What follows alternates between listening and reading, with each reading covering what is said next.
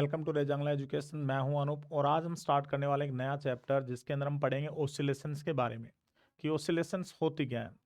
तो सबसे पहले देखिए साउंड, इवन हम अपने डेली लाइफ से यदि कनेक्ट करके देखें तो जो भी साउंड अभी आप सुन पा रहे हो वो सिर्फ इसीलिए सुन पा रहे हो क्योंकि जो हमारा ईयर ड्रम है, ठीक है ना, जो साउंड आप तक रीच कर रहा है, ईयर ड्रम वाइब्रेट करता है। तो जो वाइब्रेशंस होती हैं उनसे फ्लक्चुएशंस बनेंगी, आगे वही चीज़ कन्वर्ट हो जाती है क्योंकि हमारे जो ईयर में जो भी मैकेनिज्म है उसको इलेक्ट्रिकल फॉर्म में कन्वर्ट करता है और ये मैसेज ब्रेन तक पहुंच जाता है। तो ऑसिलेशंस और वाइब्रेशंस ये हमारे कनेक्टेड है। हर जगह पे हम देखेंगे कि हम इनसे घिरे हुए हैं, ठीक है। जैसे अभी हम बोल पा रहे हैं तो वो भी सिर्फ इसीलिए क्योंकि जो हमारा जो भी टंग है वो वाइब्रेट करती है अपनी पोजीशन के ऊपर, ऑसिलेशंस वहाँ पे भी हो रही हैं। इसके अलावा भी और प्रैक्टिकल लाइफ के अंदर हम देखें तो बहुत सारे ऐसे मोशन होंगे जिनके अंदर वाइब्रेशंस आती है, इवन हमारी बॉडी के अंदर भी वाइब्रेशंस होती हैं। तो ऑसिलेशन का मीनिंग यही होता है कि अपनी पोजीशन, कोई भी मतलब पार्टिकल जो है जब ऑसिलेट करेगा तो इसका मतलब वो एक फिक्स पॉइंट के about to and fro motion execute करेगा, या फिर हम उसको कह सकते हैं back and forth motion, repeatedly वो करता रहेगा, ठीक है। तो ये सब पार्ट हम इस चैप्टर के अंदर पढ़ने वाले हैं। तो इसमें स्टार्ट करते हैं बिल्कुल बेसिक से कि पीरियोडिक फंक्शन या नॉन पीरियोडिक फंक्शन क्या क्या रहेंगे अपने पास, हार्मोनिक फंक्शन कैसे होते हैं। तो देखिए सबसे पहले जो पीरियोडिक मोशन हम बात करें या पीरियोडिक फंक्शन भी कह सकते हैं, तो पीरियोडिक मोशन इसका मतलब पीरियड। तो बेसिक हम कह सकते हैं एक ऐसा मोशन जो अपने आप को एक फिक्स इंटरवल ऑफ टाइम के बाद रिपीट करेगा, हम कह सकते हैं कि वो मोशन क्या कहलाएगा, पीरियोडिक मोशन। जैसे अभी इसके अंदर मैंने बताया यहाँ पे कि कोई भी मोशन जो फिक्स इंटरवल ऑफ टाइम के बाद रिपीट कर रहा है अपने आप को, उसी को हम क्या कह देते हैं, पीरियोडिक, या फिर हम उसको बोल देते हैं हार्मोनिक मोशन। हार्मोनिक मोशन, जैसे हार्मोनिक जो वर्ड है ये यूज किया जाता है साइन और कोसाइन फंक्शंस, कि ऐसा मोशन जिसको हम साइन वेव और कोसाइन वेव की मदद से रिप्रेजेंट कर सके, वो सभी क्या कहलाएंगे, हार्मोनिक मोशन। नेक्स्ट अपने पास यहाँ पे जो कांस्टेंट इंटरवल ऑफ टाइम है, ठीक है ना, जो मोशन के अंदर कांस्टेंट इंटरवल ऑफ टाइम है, जब चीजें अपने आप को रिपीट करती हैं तो हम उसको क्या बोल देते हैं, टाइम पीरियड, कि वो एक फिक्स टाइम पीरियड है जब वो चीज अपने आप को क्या कर रही है, रिपीट कर रही है। अब इसके अंदर जैसे एग्जांपल्स हमने लिए यहाँ पे कि motion of planets around sun, जितने भी प्लैनेट जो प्लैनेटरी मोशन हम पढ़ते हैं वो भी एक फिक्स इंटरवल ऑफ टाइम के बाद रिपीट होता है, ठीक है। तो उसको भी हम क्या कह देते हैं, ये एक पीरियोडिक मोशन है। नेक्स्ट हम देखें कि motion of pendulum of wall clock, जो भी वॉल क्लॉक है उसका पेंडुलम है वो भी उसकी मीन पोजीशन के अबाउट एक फिक्स इंटरवल के बाद अपने मोशन को रिपीट करने का काम करता है। इसी प्रकार से हम देखें कि हमारी हार्ट बीट्स जो होती हैं इवन वो भी एक फिक्स इंटरवल के बाद रिपीट होती हैं, ठीक है। उनकी वैल्यू इंक्रीज डिक्रीज होती रहती है, जैसे प्रेशर हमारे ऊपर पड़ेगा सेम उसी रेस्पेक्ट में। अब ऑसिलेटरी और वाइब्रेटरी मोशन की जब बात की जाती है तो इनमें डिफरेंस भी समझेंगे हम आगे। तो ऑसिलेटरी और वाइब्रेटरी, इसका मतलब मैंने बताया कि कोई भी मोशन जो मेन पोजीशन के अबाउट एग्जीक्यूट होता हो, ठीक है। जैसे हम एक सिंपल पेंडुलम यहाँ पे ले लें कि मान लीजिए मैंने ये कोई रिजिड स्पॉट थी और रिजिड स्पॉट से इनिशियली जो पेंडुलम था वो इस पॉइंट के ऊपर था, मैंने इसको खींच के यहां पे लेके चला गया। तो ये जो पॉइंट्स अभी हमने देखे यहां पर, ये इसका एक्सट्रीम पॉइंट कहलाएगा, इसको हम कह सकते हैं ये इसका क्या हो गया, एक्सट्रीम पॉइंट। और ये जो पॉइंट आपने देखा अभी यहां पर, हम इसको कह देते हैं मीन पॉइंट। तो बेसिकली मैं यहाँ पे क्या कह सकता हूं, क्योंकि हमने देखा कि भाई जब मैं इस पेंडुलम जो बोब है इसको मैं लेके जाता हूं इधर, तो ये फ्लक्चुएट करने लग जाएगा, किसके अबाउट, मीन पोजीशन के अबाउट, ठीक है। क्योंकि जैसे हम उसको उसकी पोजीशन से डिस्प्लेस करते हैं, हमने उसको कुछ certain amount of energy provide कर दी है।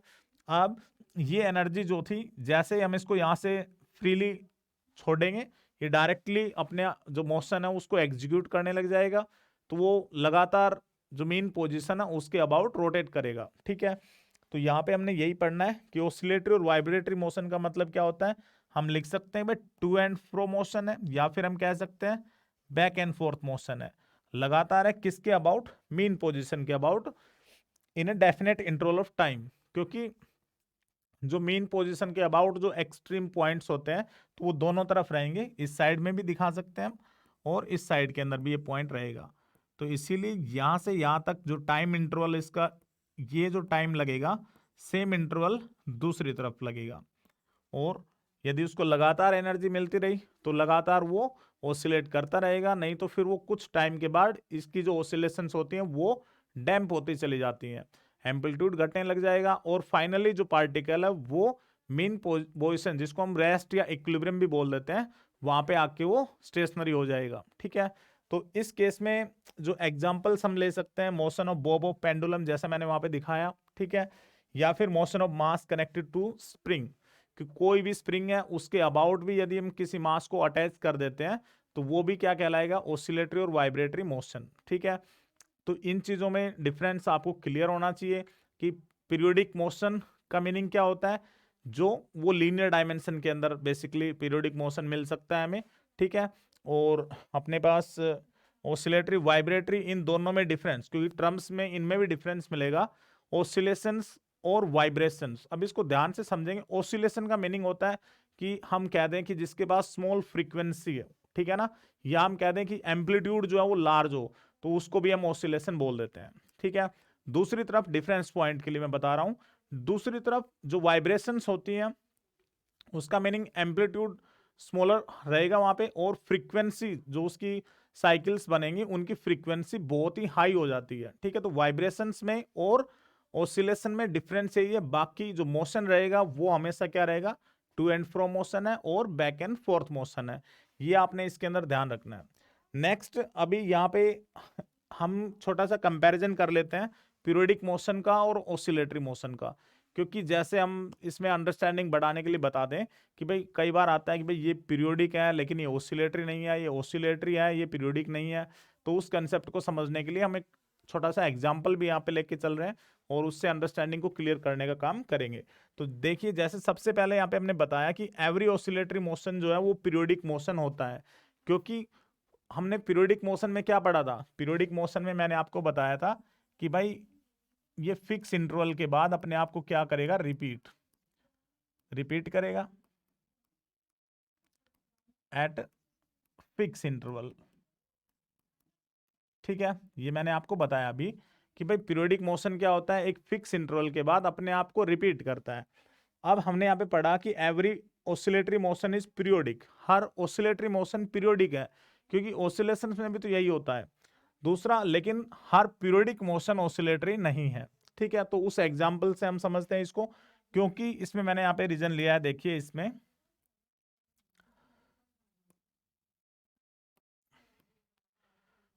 क्योंकि इसमें रीजन क्या है कि every oscillatory motion is repeated at regular interval of time and bounded about it's mean position. ये इसके अंदर मेन पॉइंट है जो आपने ध्यान रखना है, क्योंकि उसमें मेन पोजीशन का रोल होता है। ठीक है, ऑसिलेटरी मोशन में रोल किसका है, मेन पोजीशन का, क्योंकि जब particles to and fro oscillate करेगा तो वो मेन पोजीशन से हमेशा पास होगा। ठीक है, तो ये चीज इसके अंदर इंपॉर्टेंट है, लेकिन पीरियोडिक मोशन इस कंडीशन को फुलफिल नहीं करता है, क्योंकि उसमें टू एंड फ्रो जो कंडीशन है वो उसके ऊपर अप्लाई नहीं होता है। ठीक है, कि उसमें हमेशा मेन पोजीशन के ऊपर आए या नहीं आए, ठीक है, ये कंडीशन उसके ऊपर लागू नहीं होती है। क्योंकि अब देखिए जैसे यहाँ पे एग्जांपल है कि motion of earth around sun, वो पीरियोडिक तो है लेकिन वो ऑसिलेटरी मोशन नहीं है, क्योंकि अभी जनरल फॉर्म के अंदर हम देखते हैं तो हम इतना ही पढ़ के आते हैं कि भाई ठीक है, यहाँ पे जैसे हम प्लैनेटरी मोशन देखते हैं कि भाई ये अपना यहाँ पे सन हो गया मान लीजिए, यहाँ पे हमने मान लिया कि ये सन है और जितने भी प्लैनेट्स हैं हम केपलर लॉ से पढ़ के आते हैं कि भाई ये इलेप्टिकल पाथ के ऊपर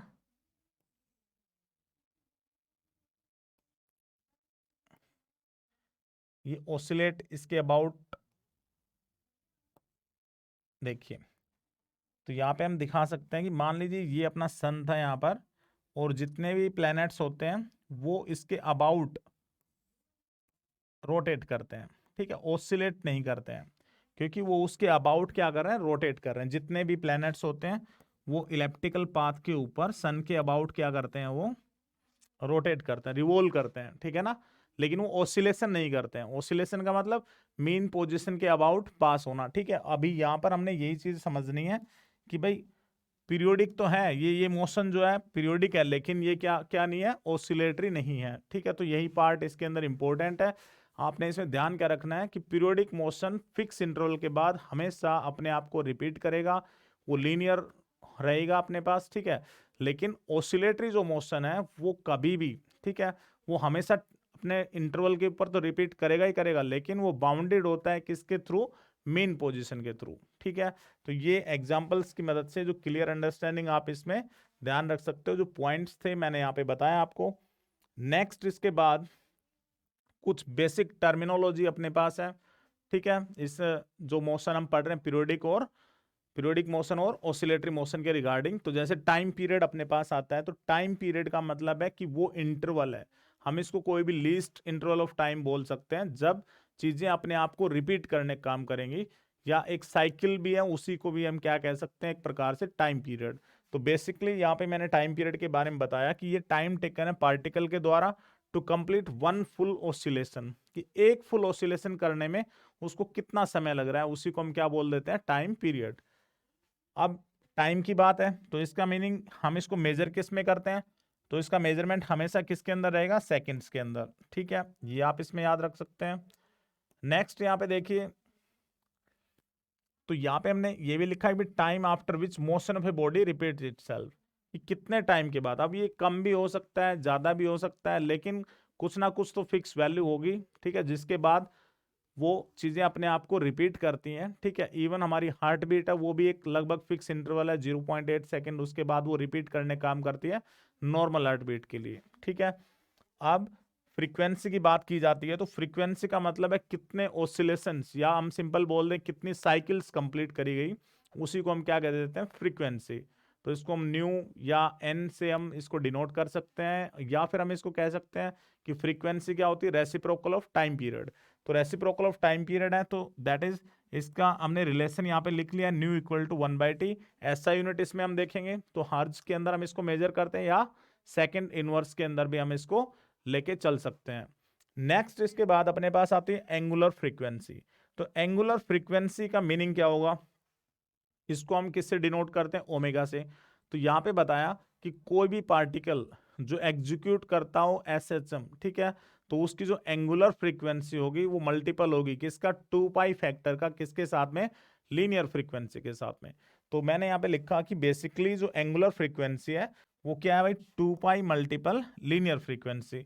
तो हम इसको टाइम पीरियड में यदि लेके जाते हैं तो ओमेगा 2 पाई/t हम इसके अंदर डिनोट कर सकते हैं, क्योंकि न्यू जो है वो 1/t होता है अपने पास, ठीक है।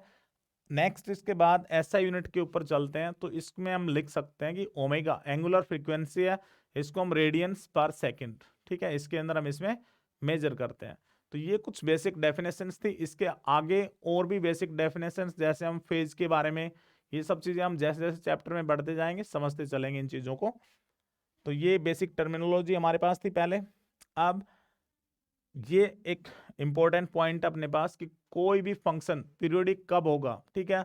तो जैसा मैंने बताया था डेफिनेशन पार्ट के अंदर कि फंक्शन पीरियोडिक तभी होगा जब वो अपने आप को फिक्स इंटरवल ऑफ टाइम के बाद क्या करता हो, रिपीट करता हो, ठीक है। इसका मतलब अभी यहाँ पे मैंने जनरल फॉर्म के अंदर लिख दिया है कि कोई भी, जैसे मैंने यहाँ पे जनरली माना कि जो साइन और कोसाइन फंक्शन होते हैं, ठीक है, वो फिक्स टाइम और फ्रीक्वेंसी के ऊपर वो हमेशा क्या होते हैं, पीरियोडिक फंक्शन है। क्योंकि जैसे साइन वेव आप देखते हो, साइन वेव को हम सिंपली इस फॉर्म के अंदर डिनोट कर देते हैं। इसका मीनिंग ये हुआ कि ये इसमें एक साइकिल यहाँ पे कंप्लीट हो गई है, ठीक है, उसके बाद मोशन आगे रहेगा तो ये सेम वेव इस प्रकार से प्रोसीड करती जाएगी।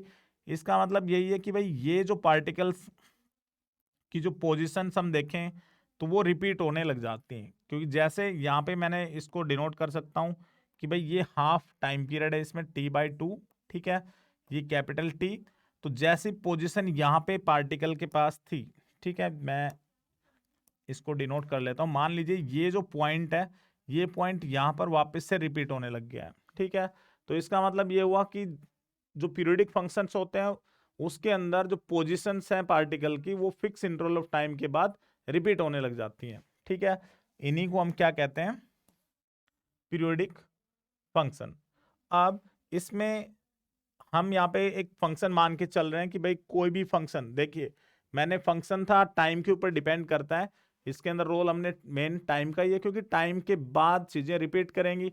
तो यहाँ पे हमने लिखा कि F function of time T plus T, यदि हम उसमें कुछ टाइम जोड़ते भी हैं या टी प्लस, मैं इसके अंदर 2 पाई फैक्टर ऐसे लेता हूं, तो ये अपने आप को रिपीट करेगा। ठीक है, इसीलिए हमने इनिशियली कंसिडर किया यहाँ पर कि मैंने कोई फंक्शन मान लिया साइन ओमेगा टी, ठीक है, जिसमें साइन वेव मैं लेके चल रहा हूं।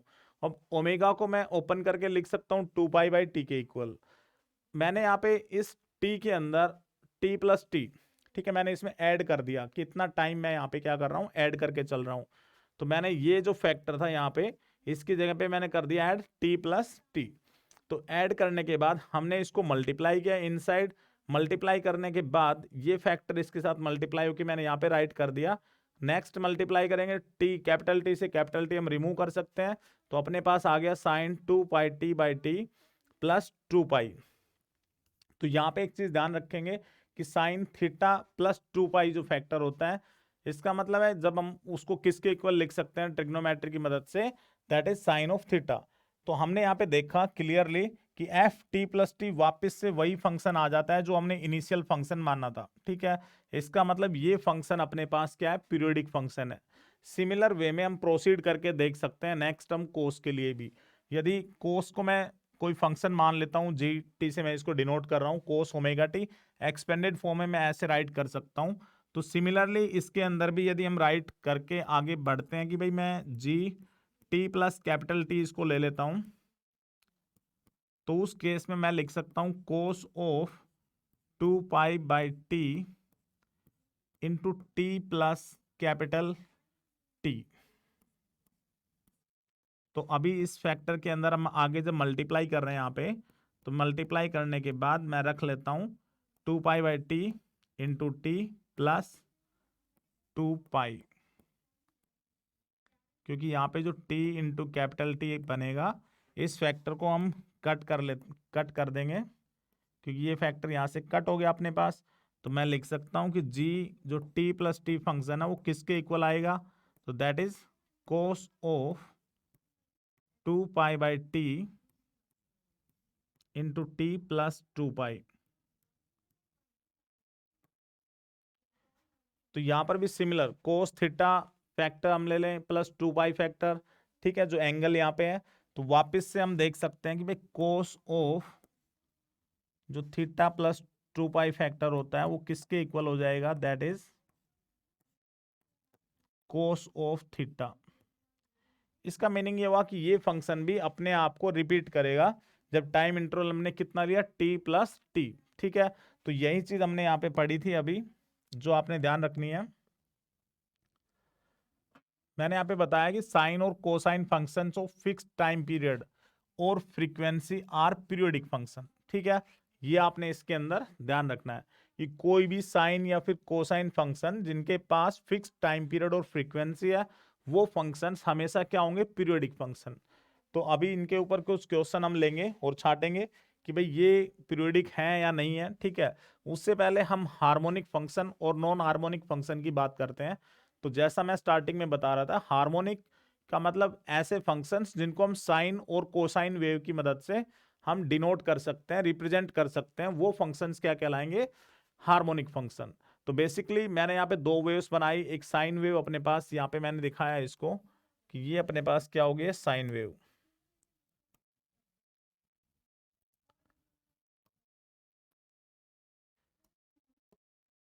ये मैंने यहाँ पे ले लिया कि ये वाली जो वेव अपने पास वो हो गई है साइन वेव। तो दूसरी तरफ ये हमारे पास हो गई है कोसाइन वेव। तो ये कोई भी फंक्शन है, इसको हम साइन और कोसाइन की मदद से रिप्रेजेंट कर सकते हैं। इसके अंदर जो साइकिल, जो टाइम पीरियड जैसे हम निकालते हैं कि कितना टाइम लिया एक साइकिल कंप्लीट करने के लिए, तो इसको मैं यहाँ पे डिनोट कर रहा हूँ कैपिटल टी से, ये हाफ साइकिल का टाइम है। तो इसमें जितनी ऑसिलेशंस रहेंगी एक सेकंड के अंदर, वो उससे हम क्या निकाल सकते हैं, उसकी फ्रीक्वेंसी। तो दूसरी तरफ जैसे नॉन हार्मोनिक फंक्शन की बात करते हैं, तो नॉन हार्मोनिक फंक्शन में मेन पॉइंट आता है कि भाई जिनको हम साइन और कोसाइन की मदद से डिनोट नहीं कर सकते, रिप्रेजेंट नहीं कर सकते, ठीक है, इसके अंदर दो या दो से ज्यादा साइन और कोसाइन फंक्शंस का सम वगैरह से हम इसको रिप्रेजेंट करने का काम करते हैं। जैसे यहाँ पे मैंने दो वेव्स ली जो हाफ वेव फुल वेव के अंदर है और एक अपने पास ट्रायंगुलर फॉर्म के अंदर है। तो function of time a1 sine omega t plus a2 sine 2 omega t, इस फॉर्म के अंदर जब भी रिप्रेजेंटेशन मिलेगा तो हम उसको बोलेंगे कि ये फंक्शन कौन सा है, नॉन हार्मोनिक वेव फंक्शन। ठीक है, तो हार्मोनिक मतलब साइन वेव से रिप्रेजेंट किया जाएगा और कोसाइन वेव से। इसके अलावा जो ये रिप्रेजेंटेशन आप देख रहे हो ये सभी के सभी क्या है, नॉन हार्मोनिक फंक्शंस है। नेक्स्ट इसके बाद जैसे अभी हम इनके अंदर से आइडेंटिफाई करेंगे, ये कुछ क्वेश्चंस मैंने यहाँ पे लिए हैं। Identify periodic and non periodic function.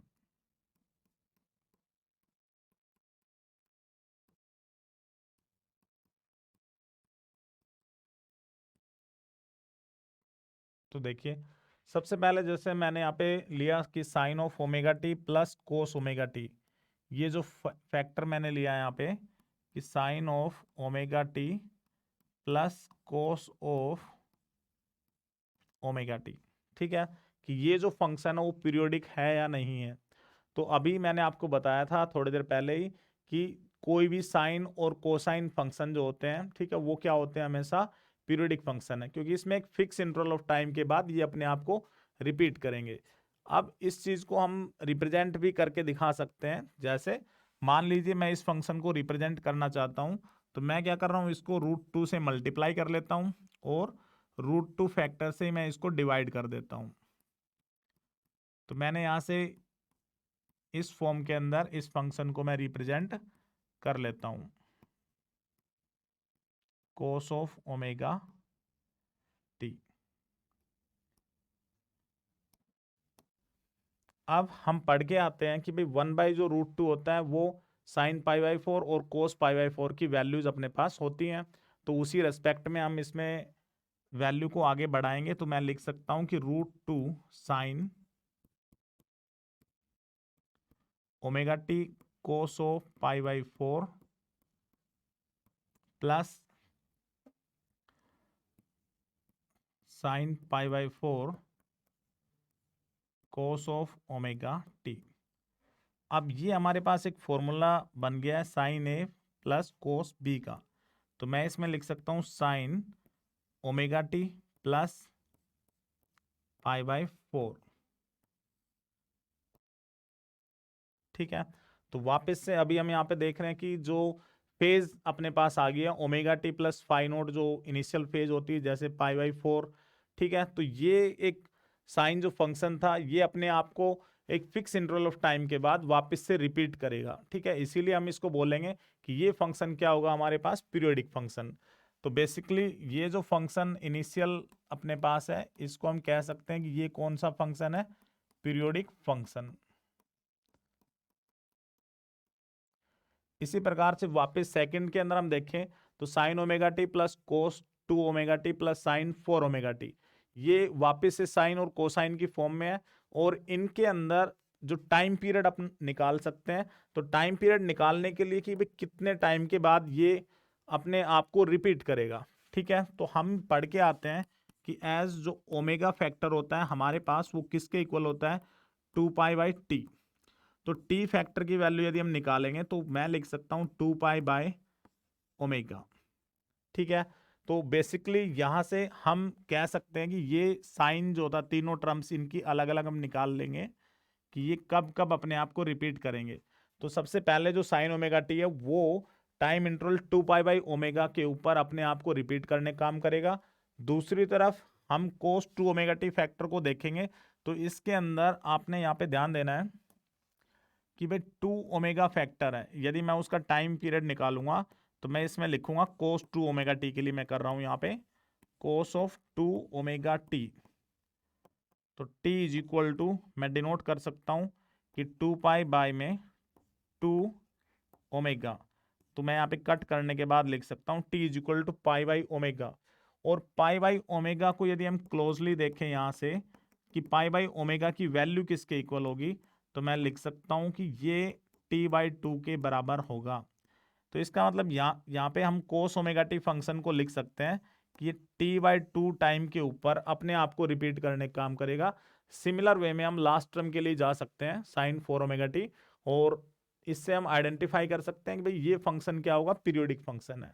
तो दूसरी तरफ एक्सपोनेंशियल फंक्शंस और लॉग फंक्शन, ये आप ध्यान रख सकते हो, क्योंकि एक्सपोनेंशियल फंक्शन के अंदर हम देखें वो एक्सपोनेंशियली वेरी करेगा। इसका मतलब यदि टाइम पीरियड इंक्रीज होगा तो उसकी वैल्यू क्या होगी, उसके साथ डिक्रीज होगी। ठीक है, तो ये यहां पर हम देख रहे हैं कि भाई एक्सपोनेंशियल फंक्शंस और लॉगरिथमिक फंक्शंस के अंदर यदि मैं टाइम को इंक्रीज करके इन्फिनिटी करता हूं तो लॉग की वैल्यू भी बढ़ती चली जाती है। ठीक है, तो नेक्स्ट ये जो दोनों फंक्शंस होते हैं, ठीक है, एक्सपोनेंशियल फंक्शन की बात करो या फिर लॉगरिथमिक फंक्शन, दोनों के दोनों हमेशा क्या रहेंगे, नॉन पीरियोडिक फंक्शंस। तो आप इनके अंदर जब भी इस फॉर्म के अंदर लिखा आता है तो आप ध्यान से बता सकते हो एक्सपोनेंशियल एंड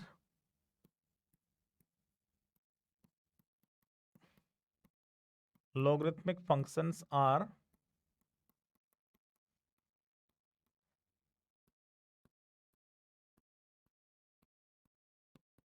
non-periodic functions।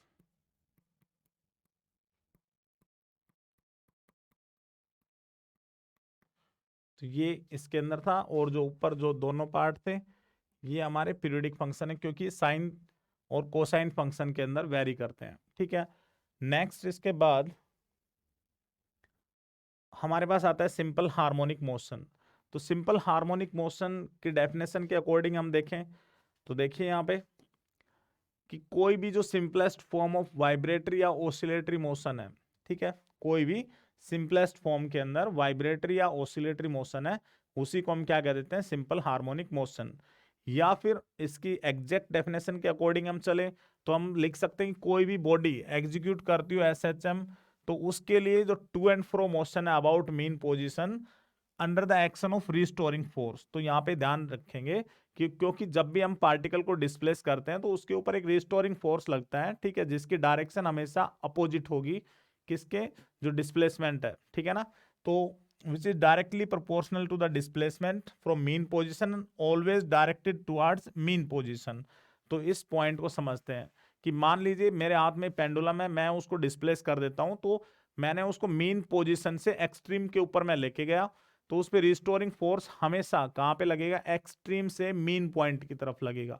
वो उसको वापस एक्सट्रीम से मीन की तरफ लाने का काम करता है, तो वो रिस्टोरिंग फोर्स है। ठीक है, तो इस प्रकार से जब भी पार्टिकल एग्जीक्यूट करता है मोशन तो हम कहेंगे ये पार्टिकल क्या कर रहा है, सिंपल हार्मोनिक मोशन। इसका मतलब उस पर रिस्टोरिंग फोर्स मेन है। ठीक है, अब जो डिस्प्लेसमेंट मेजर की जाती है वो हमेशा मीन से मेजर की जाएगी आउटवर्ड डायरेक्शन के अंदर। तो रिस्टोरिंग फोर्स और डिस्प्लेसमेंट हमेशा एक दूसरे के अपोजिटली एक्ट करने काम करते हैं। तो नेक्स्ट यहाँ पे देखिए सिंपल हार्मोनिक मोशन है, बेसिकली ये दो प्रकार का रहेगा। ठीक है, एक लीनियर एसएचएम और एक अपने पास एंगुलर एसएचएम। तो मैंने यहाँ पे लीनियर एसएचएम के अंदर कोई भी एक स्प्रिंग से लीनियरली एक मास को हमने अटैच कर दिया है, इसके मोशन को हम सिंपल क्या बोल देते हैं, लीनियर सिंपल हार्मोनिक मोशन। इसके अंदर जो पार्टिकल है वो टू एंड फ्रो एक फिक्स पॉइंट के अबाउट स्ट्रेट लाइन के अंदर वो फिक्स पॉइंट के अबाउट चलने का काम करेगा। ठीक है, जैसे यहाँ पे motion of mass connected to spring, तो बेसिकली वो डिस्प्लेसमेंट यहाँ पे होगी। ठीक है, तो जो भी फोर्स हमने लगाया वो डायरेक्टली प्रोपोर्शनल होगी डिस्प्लेसमेंट के। तो ये फैक्टर्स हम आगे निकालेंगे, तो फिलहाल हम इसकी डेफिनेशन पार्ट देख रहे हैं। नेक्स्ट अपने पास आता है एंगुलर एसएचएम। तो एंगुलर एसएचएम के अंदर जैसे डायग्राम से हम देखते हैं तो ये यहाँ पर जो भी पेंडुलम था जो मेन पॉइंट के ऊपर, यहाँ पे हमने देखा इसमें कि ये इसकी मेन पॉइंट के ऊपर, ठीक है, जो मेन के ऊपर इसके जो बॉब था हमने इसको डिस्प्लेस किया आउटवर्ड डायरेक्शन के अंदर। तो कोई भी यहाँ पे जो पोजीशन जो यहाँ पे बॉब है वो मेन पॉइंट और एक्सट्रीम पॉइंट के बीच में जो एंगल सेटअप हो गया है इसको हम इसकी एंगुलर डिस्प्लेसमेंट बोलते हैं। ठीक है, ये एक्सट्रीम पोजीशन यहाँ पे है। ठीक है, तो बेसिकली यहाँ पे हम लिख सकते हैं कि एक पार्टिकल जो ऑसिलेट करता हो angularly with respect to a fixed axis, तो वो फिक्स्ड एक्सिस कौन सा एक्सिस है, यहाँ पे जो मीन पोजीशन के ऊपर जो एक्सिस है, क्योंकि उसके अबाउट वो ऑसिलेट करने का काम करेगा। तो यहाँ पे एग्जांपल में लिया motion of bob of simple pendulum. फिर इसमें आती हैं कुछ नेसेसरी कंडीशंस की टू एग्जीक्यूट एसएचएम, कि क्या नेसेसरी कंडीशंस होंगी कि पार्टिकल एसएचएम एग्जीक्यूट करेगा। तो देखिए दो कंडीशंस अपने पास है। सबसे पहले यहाँ पे कि उसके ऊपर motion of particle should be oscillatory. Oscillatory का मतलब है पार्टिकल जो है वो मीन पोजीशन के अबाउट बाउंड होना चाहिए, ठीक है, तब वो एसएचएम एग्जीक्यूट करता है। सेकेंड यहाँ पे कि जो टोटल मैकेनिकल एनर्जी है ऑसिलेटरी पार्टिकल की वो हमेशा कंजर्व होनी चाहिए, क्योंकि मैकेनिकल एनर्जी सम होती है काइनेटिक प्लस पोटेंशियल, तो हम इसको लिख सकते हैं कि दोनों एनर्जी का सम हमेशा क्या रहना चाहिए, कांस्टेंट। तो ये इसके अंदर कंडीशन आती है। ऑसिलेटरी दोबारा से बता दें, ऑसिलेटरी का मीनिंग क्या था अपने पास, to and fro motion, to and fro motion about mean position.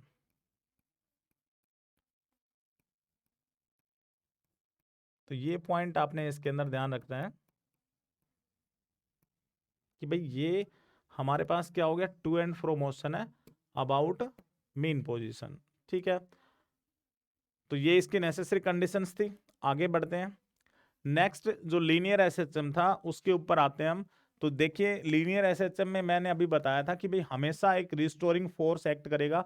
जैसे हम स्प्रिंग से जो मास कनेक्टेड था उसको यदि हम खींचने का काम करेंगे, जैसे मान लीजिए ये अपने पास स्प्रिंग थी और यहाँ पे कोई भी ब्लॉक हमने लिया था जिसका मास m था, तो बेसिकली यदि मैं इसको बाहर की तरफ खींचता हूँ, ठीक है, कोई भी डिस्प्लेसमेंट में करवाता हूँ, तो इसके ऊपर एक रिटार्डिंग फोर्स डेवलप हो जाता है। उस रिटार्डिंग फोर्स को ही हम रिस्टोरिंग फोर्स का नाम देते हैं, और वो किसके इक्वल रहेगा, तो that is F is equal to minus k x. यदि हम हॉरिजेंटली रख रहे हैं, वर्टिकली हम उसको के वाई से डिनोट कर सकते हैं। तो फिलहाल जैसे मैंने यहाँ पे मान लिया कि जो फोर्स थी वो डायरेक्टली प्रोपोर्शनल टू डिस्प्लेसमेंट है, ठीक है, नेगेटिव साइन यहाँ पे चेंज, जो डायरेक्शन चेंज है उसके लिए यहाँ पे लिया गया है, ठीक है, क्योंकि वो हमेशा अपोजिटली एक्ट करता है। तो प्रोपोर्शनलिटी कांस्टेंट को हमने चेंज कर दिया किससे, एक फोर्स कांस्टेंट के से। तो मैं लिख सकता हूँ F is equal to minus k y. ये अपना लीनियर एसएचएम के लिए है। सेम चीज एंगुलर एसएचएम के अंदर जब हम बॉब को डिस्प्लेस करते हैं तो वहां पे एंगुलर डिस्प्लेसमेंट होती है। तो इसका मतलब वहां पर जब एंगुलर डिस्प्लेसमेंट होगी तो फोर्स कन्वर्ट हो जाता है किसमें, टॉर्क के अंदर। तो मैंने यहाँ पे लिखा कि restoring torque acting on the particle should always be proportional to the angular displacement. इसका मीनिंग हमारे पास क्या हुआ कि भाई टॉर्क जो लगेगा वो डायरेक्टली प्रोपोर्शनल है एंगुलर डिस्प्लेसमेंट के, और मैं लिख सकता हूँ tau equal to minus c theta. तो सी यहाँ पे रिस्टोरिंग टॉर्क कांस्टेंट है, ठीक है, और इसकी जो डायरेक्शन होगी कहाँ पे मिलेगी, हमेशा डायरेक्टेड टुवर्ड्स इक्विलिब्रियम पोजीशन, जो मीन पॉइंट है उसके अबाउट, ठीक है, कि उस तरफ वो डायरेक्शन उसकी मिलेगी हमें। तो ये दो प्रकार के हमने मोशन यहाँ पे देखे। नेक्स्ट इसके बाद जो बेसिक टर्मिनोलॉजी में जैसे मीन पोजीशन की बात की जाए कि भाई ये मीन पोजीशन होती क्या है, ठीक है। तो मीन पोजीशन का मतलब है कि भाई पॉइंट है जहां के ऊपर जो पॉइंट जहां पे जो रिस्टोरिंग फोर्स या फिर टॉर्क ऑन पार्टिकल है उसकी वैल्यू कितनी होगी, जीरो, क्योंकि इक्विलिब्रियम पॉइंट है, ठीक है ना। तो इक्विलिब्रियम पॉइंट है तो उसके ऊपर हमेशा रिस्टोरिंग फोर्स और टॉर्क की वैल्यू कितनी मिलेगी, जीरो। सेकंड जो पोटेंशियल एनर्जी है वो उसकी मिनिमम होगी उस पॉइंट के ऊपर, ठीक है, क्योंकि वहां से उसकी कोई भी हम उसको लिफ्ट नहीं कर रहे हैं, वो रेस्ट पोजिशन के ऊपर है। तो आपने ध्यान रखना है कि भाई मीन पॉइंट का मतलब क्या है कि वो इक्विलिब्रियम पॉइंट, इक्विलिब्रियम होगा कब होगा, जब फोर्स या फिर टॉर्क की वैल्यू क्या मिले हमें, जीरो। तो दूसरी तरफ पोटेंशियल एनर्जी उस कॉन्फ़िगरेशन के अंदर क्या मिलेगी, हमें मिनिमम वैल्यू मिलेगी, ठीक है, ये आपने इसमें ध्यान रखना है। नेक्स्ट रिस्टोरिंग फोर्स का मतलब क्या होता है, तो एक फोर्स, रिस्टोरिंग फोर्स का मतलब है कि भाई एक फोर्स जो पार्टिकल के ऊपर एक्ट करे और उसको वापस मेन पोजीशन के ऊपर लाने का काम करेगा, उसी फोर्स को हम क्या नाम देते हैं, रिस्टोरिंग फोर्स। तो बेसिकली यहाँ पे लिखा कि force acting on particle which tends to bring the particle towards its mean position, क्योंकि वो वापस उसको मेन पॉइंट के ऊपर लाने का काम करता है, उसी फोर्स को हम क्या कहते हैं, रिस्टोरिंग फोर्स। चाहे वो स्प्रिंग के केस में देख लो कि भाई ये स्प्रिंग हम यहाँ पे लेते हैं और ये इसको मैं यदि बाहर की तरफ खींचता हूँ तो स्प्रिंग के ऊपर जो रिस्टोरिंग फोर्स होगा वो अपोजिट डायरेक्शन के अंदर एक्ट करेगा, चाहे हम उसको कंप्रेस करें चाहे हम उसको स्ट्रेच करें। ठीक है, कि जो रिस्टोरिंग फोर्स है वो हमेशा अपोजिट डायरेक्शन के अंदर एक्ट करता है, इसीलिए हम वहां पे नेगेटिव साइन भी डिनोट करके चलते हैं। तो यहाँ पे मैंने लिखा कि भाई ये force always directed towards mean position, कि जो रिस्टोरिंग फोर्स है उसकी डायरेक्शन हमेशा कहाँ पे रहेगी, मीन पोजीशन की तरफ, जो कि एक्ट करेगा अपोजिट टू डिस्प्लेसमेंट, क्योंकि डिस्प्लेसमेंट तो मापी मीन पॉइंट से जाती है, तो डिस्प्लेसमेंट मीन से एक्सट्रीम की तरफ, तो हम कह सकते हैं रिस्टोरिंग फोर्स कहाँ लगेगा, तो एक्सट्रीम से मीन की तरफ। तो आप इसको ऐसे भी समझ सकते हो कि भाई रिस्टोरिंग फोर्स की जो डायरेक्शन होगी एक प्रकार से हम लिख सकते हैं कि वो एक्सट्रीम से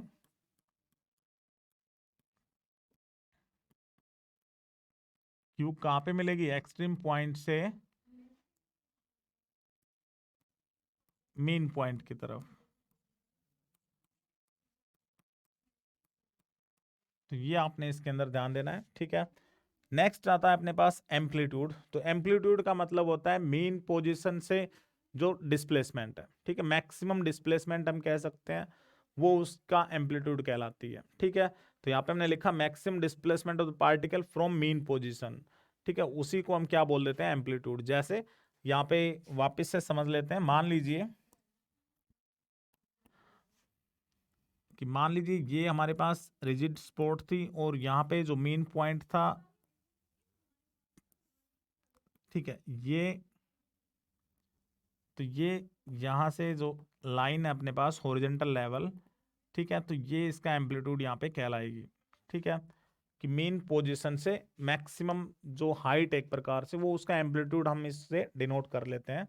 ठीक है, जैसे बेसिक वेव के अंदर हम इसको समझते हैं तो और अच्छे से समझ सकते हैं वेव पार्ट के अंदर, कि वेव में सिंपल हम इस प्रकार से मान लीजिए ये वेव जो होती है इस प्रकार से अपनी चलती है, तो वेव के लिए हम सीधा बोल देते हैं भाई ये इसकी इक्विलिब्रियम पोजीशन थी, तो इक्विलिब्रियम पोजीशन से ये जो हाइट है, ठीक है ना, वो उसका क्या कहलाएगी अपने पास, एम्पलीट्यूड कहलाएगी। तो जनरली डिस्टेंस है तो हम इसको मीटर सेंटीमीटर इनके अंदर हम इसको मेजर कर लेते हैं। तो बेसिकली वेव जस्ट छोटे एम्पलीट्यूड के ऊपर होती हैं, ठीक है, तो उनका हम जनरली सेंटीमीटर या फिर मीटर्स तक रेस्ट्रिक्टेड रहते हैं।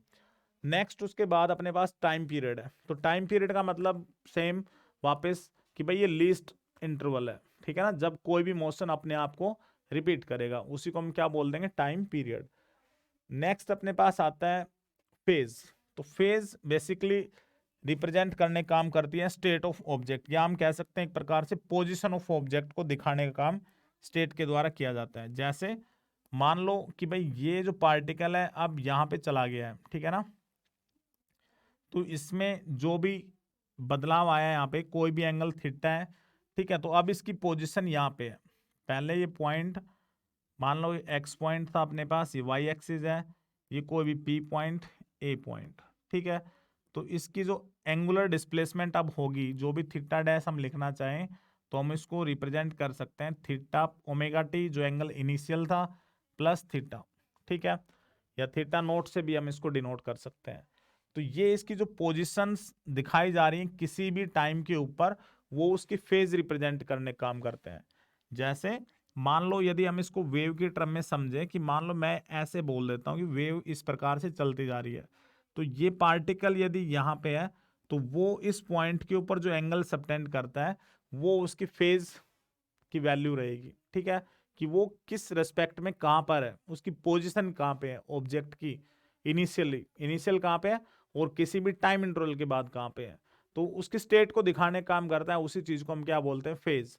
तो बेसिकली जैसे वेव के अंदर हम समझते हैं इस चीज को, तो यहां से यहां तक, ठीक है ना, जो वेवलेंथ लैम्डा अपने पास है उसके अंदर जो एंगल चेंज होता है कितने फैक्टर से होता है, 2 पाई फैक्टर से।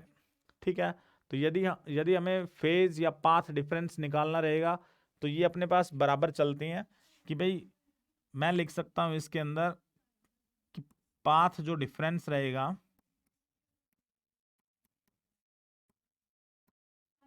Is equal to lambda by में 2 पाई मल्टीप्लाई जो एंगल फाई, तो फाई एंगल इसका फेज डिफरेंस एंगल कहलाता है। ठीक है, तो हम यहाँ से फेज भी कैलकुलेट कर सकते हैं और पाथ डिफरेंस भी कैलकुलेट कर सकते हैं। अब बेसिकली कोई भी वेव होती है तो उसकी सिंपल नोटेशन हम दिखाते हैं कि y is equal to a sine omega t या y equal to b cos omega t. तो यहाँ पे जो a फैक्टर है वो उसका एम्पलीट्यूड होगा और ये साइन वेव अपने पास कंसिडर हमने की है। नेक्स्ट देखिए यहाँ पे यदि हम कंपेयर करें दोनों लीनियर और एंगुलर एसएचएम को, तो जैसे मैंने बताया था इनिशियली कि लीनियर एसएचएम के अंदर जो भी फोर्स रिस्टोरिंग फोर्स होगा वो डायरेक्टली प्रोपोर्शनल होगा किसके, डिस्प्लेसमेंट के। तो मैंने लिखा F directly minus of y, तो नेगेटिव साइन तो मैंने आपको बताया था डायरेक्शन ऑफ चेंज के लिए। यहाँ पे फोर्स कांस्टेंट के टर्म में हम F is equal to minus k Y इस डाटा को लिख लेते हैं। अब हमने पढ़ा होता है कि भाई फोर्स जो है वो तो मास इनटू एक्सेलरेशन भी होता है, और यहां से हमने देखा कि फोर्स माइनस के वाई है। तो इन दोनों इक्वेशंस को जब हम कंपेयर करते हैं तो हमारे पास एक नया रिजल्ट आ जाता है कि भाई जो एक्सेलरेशन होगा पार्टिकल का वो कितना बना, minus k by m into y. ठीक है ना। मैंने यहाँ पे सिंपल क्या किया, हमने यहाँ पे क्या किया कि भाई m a is equal to minus k y, ये फैक्टर हमने रखा। तो मैंने एक्सेलरेशन निकाला माइनस के बाई एम इंटू वाई। अब इसी चीज को हम डिफरेंशियल इक्वेशन की फॉर्म के अंदर हम ऐसे भी लिख सकते हैं, डिफरेंशियल फॉर्म। ठीक है। अब ये डिफरेंशियल फॉर्म आई कहां से, तो उसमें हम बेसिक पॉइंट के ऊपर आते हैं। देखिए ये डिफरेंशियल फॉर्म हमने कहां से बनाई है, तो देखिए हम यहाँ पे देखते हैं फोर्स माइनस के वाई के इक्वल था अपने पास। ठीक है ना। तो फोर्स को मैं लिख सकता हूं भाई mass into acceleration is equal to minus k y. अब एक्सेलरेशन जो फैक्टर होता है हमने पढ़ा है कि वो डबल डिफरेंशिएशन होता है किसका, डिस्प्लेसमेंट का। तो मैं इसको लिख सकता हूं माइनस के वाई। ठीक है।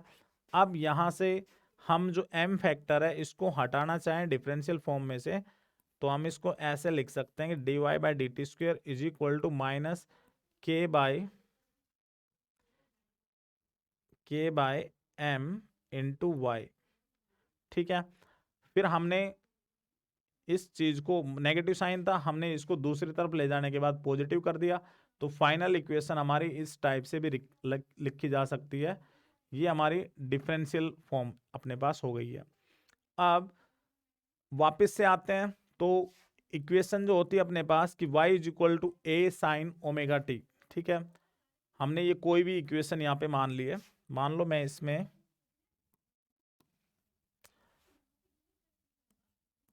y is equal to a sine omega t, तो एक्सेलरेशन जो पार्टिकल का होता है हम इसको आगे रिजल्ट में बनाएंगे, तो माइनस ओमेगा स्क्वेयर वाई। तो यहां से मैंने कंपेयर कर लिया कि भाई माइनस ओमेगा स्क्वेयर वाई है। ठीक है। तो ओमेगा स्क्वेयर को मैं कितना लिख सकता हूँ, के बाई एम के इक्वल। ठीक है। हम इसको लिख सकते हैं, ओमेगा स्क्वेयर को मैंने क्या लिख लिया, के बाई एम। तो यहां से मैं लिख सकता हूँ ओमेगा रूट के बाई एम है, और ओमेगा को यदि हम खोल देते हैं फर्दर तो ओमेगा हमारे पास कितना होता है, 2 पाई में टी।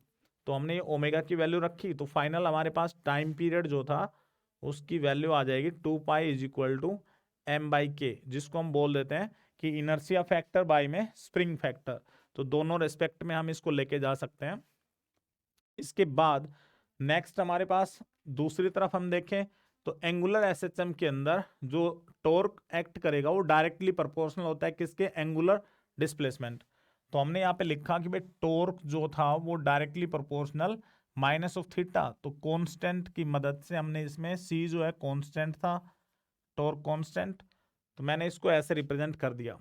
तो दूसरी तरफ जो एंगुलर एक्सेलरेशन होता है हमारे पास वो हमें मिलता है एंगुलर एक्सेलरेशन, क्योंकि हम पढ़ के आते हैं टॉर्क जो है आई इंटू एल्फा के इक्वल और tau is equal to c theta. तो दोनों को हमने यहाँ पे कंपेयर किया है, बस इतना ही काम हमने यहाँ पे बनाया है। देखिए हम रिजल्ट पढ़ते हैं, tau is equal to I into alpha. ठीक है। इनर्शिया और एक्सेलरेशन इसका मल्टीपल है, वो भी टॉर्क एक फॉर्मूला हमारे पास होता है रोटेशनल मोशन के अंदर, हम इसको पढ़ के आते हैं। और टॉर्क इज इक्वल टू यहाँ से जो रिजल्ट था हमारे पास माइनस सी थीटा। तो हमने सिर्फ दोनों को कंपेयर किया था क्योंकि दोनों टॉर्क हैं। ठीक है। कंपैरिजन हम कर सकते हैं, तो इसीलिए हमने इन दोनों इक्वेशंस को बराबर रख के एंगुलर एक्सेलरेशन की वैल्यू निकाल ली है किसकी टर्म में, एंगुलर डिस्प्लेसमेंट की टर्म में। ठीक है। तो सी यहाँ पे स्प्रिंग कांस्टेंट हम कह सकते हैं या फोर्स कांस्टेंट कह सकते हैं। आई इनर्शिया फैक्टर है। तो वापस से हमने इसको डिफरेंशियल फॉर्म के अंदर इक्वेशन को लेके जाते हैं। तो जैसे हमने यहाँ पे अभी डिफरेंशियल इक्वेशन हमने पढ़ी थी, सेम रेस्पेक्ट के अंदर हमने इस चीज को यहाँ पे रिप्रेजेंट कर लिया है, ठीक है। क्योंकि ओमेगा थीटा अपॉन टी होता है, एंगुलर एक्सेलरेशन जो डिफरेंशिएशन रहेगा, डबल डिफरेंशिएशन हम कह सकते हैं एक प्रकार से एंगुलर डिस्प्लेसमेंट का, या single differentiation angular velocity omega factor का। तो इसीलिए हमने यहाँ पे इक्वेशन बनाई है कि जो टाइम पीरियड होगा हमारे पास 2π√I/c। तो c यहाँ पे फोर्स कांस्टेंट था, I इनर्शिया फैक्टर है, ठीक है। ये हम डिफरेंशियल फॉर्म के अंदर इक्वेशंस को लेके जाने का काम करते हैं। तो ये फॉर्मूला आपको रिमेंबर करने पड़ेंगे ताकि आगे जो भी क्वेश्चंस आएंगे हम उसको इजीली बना सके, ठीक है। नेक्स्ट इसके बाद डिस्प्लेसमेंट इन एसएचएम। तो डिस्प्लेसमेंट का मतलब बेसिक अपने पास क्या है, पार्टिकल का डिस्टेंस। कहाँ से डिस्टेंस है, मीन पोजीशन से, ठीक है। अब ये वैल्यू हम यहाँ पे फाइंड आउट करते हैं। तो देखिए मैं यहाँ पे लिख सकता हूँ कि भाई ये एंगल यदि यहाँ पे थीटा है तो हम इस एंगल को भी डिनोट कर सकते हैं, ये एंगल भी हमारे पास क्या हो गया, थीटा, ठीक है। तो अब जो ट्रायंगल हमारे पास है, मैं इसमें नाम दे लेता हूँ कि ये कोई एम पॉइंट मैंने ले लिया, ठीक है। तो मैं मूव करता हूं इन ट्रायंगल POM। तो हमारे पास जो एंगल यहाँ पे है साइन ऑफ थीटा, इस चीज को मैं लिख सकता हूं sine theta that is perpendicular by में हाइपोटेन्यूज, ठीक है। तो परपेंडिकुलर के अलोंग मैंने इस चीज को माना है y अपॉन में डिस्प्लेसमेंट को मैं मान के चल रहा हूं r। तो मैं यहाँ पे लिख सकता हूं कि y is equal to r sine theta, ठीक है। सिमिलर वे के अंदर हम एक्स एक्सिस के ऊपर भी उसका डिस्टेंस फाइंड कर सकते हैं। तो यदि मुझे हॉरिजॉन्टल डिस्टेंस यहाँ पे फाइंड करना रहेगा तो यहाँ पे मैं लिख सकता हूँ कि भाई कोस ऑफ थीटा जो फैक्टर इस ट्रायंगल के अंदर होगा, इसी ट्रायंगल के अंदर मैं उसमें लिख सकता हूँ कि पी एम बाई में ओ बी, बेस बाई में हाइपोटेन्यूज। तो बेस अपने पास एक्स है, हाइपोटेन्यूज आर। तो सिमिलर वे में मैं डिनोट कर सकता हूँ x is equal to r cos of theta.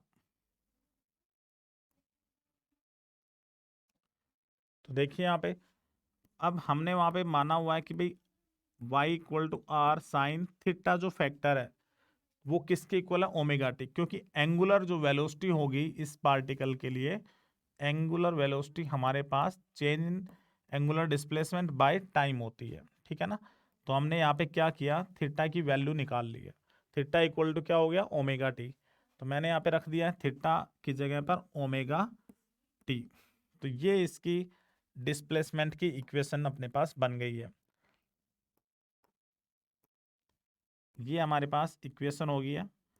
इससे हम किसी भी टाइम इंटरवल के ऊपर डिस्प्लेसमेंट की वैल्यू एस्टिमेट कर सकते हैं। सिमिलरली हम एक्स एक्सिस के लिए जाते हैं तो आर कोस ऑफ थीटा को वापस यहाँ पे भी चेंज कर देंगे। तो ये अपने पास एक्स और वाई की रेस्पेक्ट में डिस्प्लेसमेंट की वैल्यू हमारे पास आ गई है।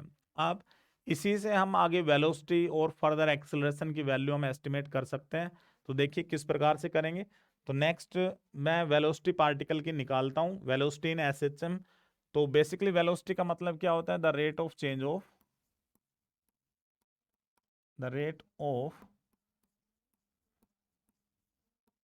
Change of displacement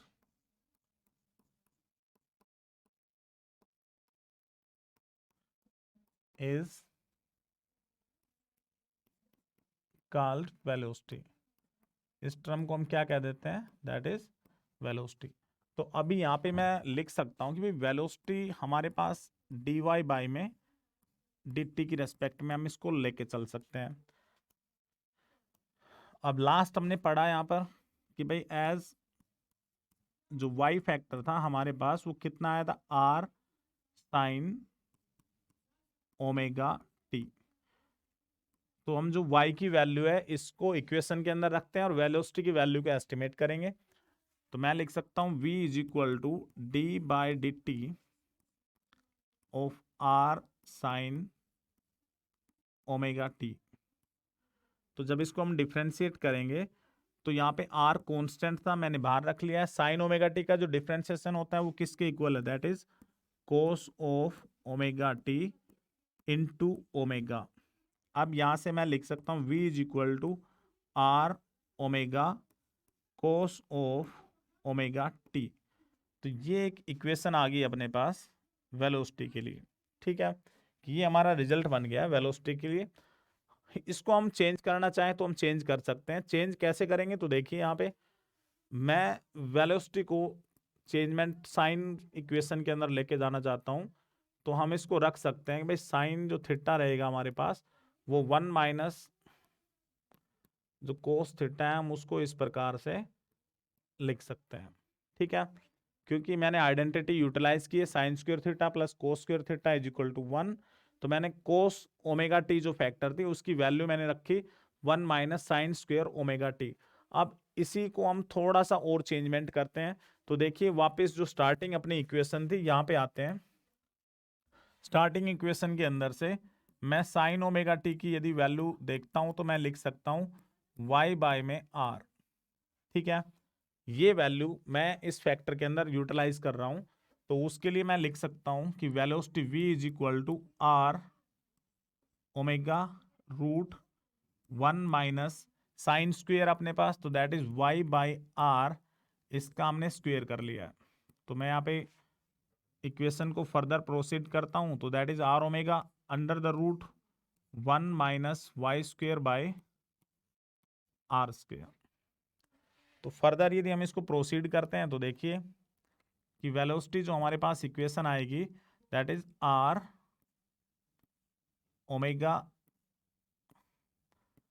are square minus y square, और नीचे हमारे पास आर का स्क्वेयर बचेगा, मैंने उसका रूट निकाल लिया, यहाँ से आर से मैं आर को कट कर सकता हूँ, ठीक है। तो मेरे पास एक वेलोसिटी की इक्वेशन आ जाएगी कि ये वेलोसिटी हमारे पास omega root are square minus Y का स्क्वेयर। तो ये भी एक हमारी इक्वेशन है, ठीक है। अब इसमें जो स्पेशल केस आता है जनरली वो स्पेशल केस हमारे पूछा जाता है स्पेशल केस में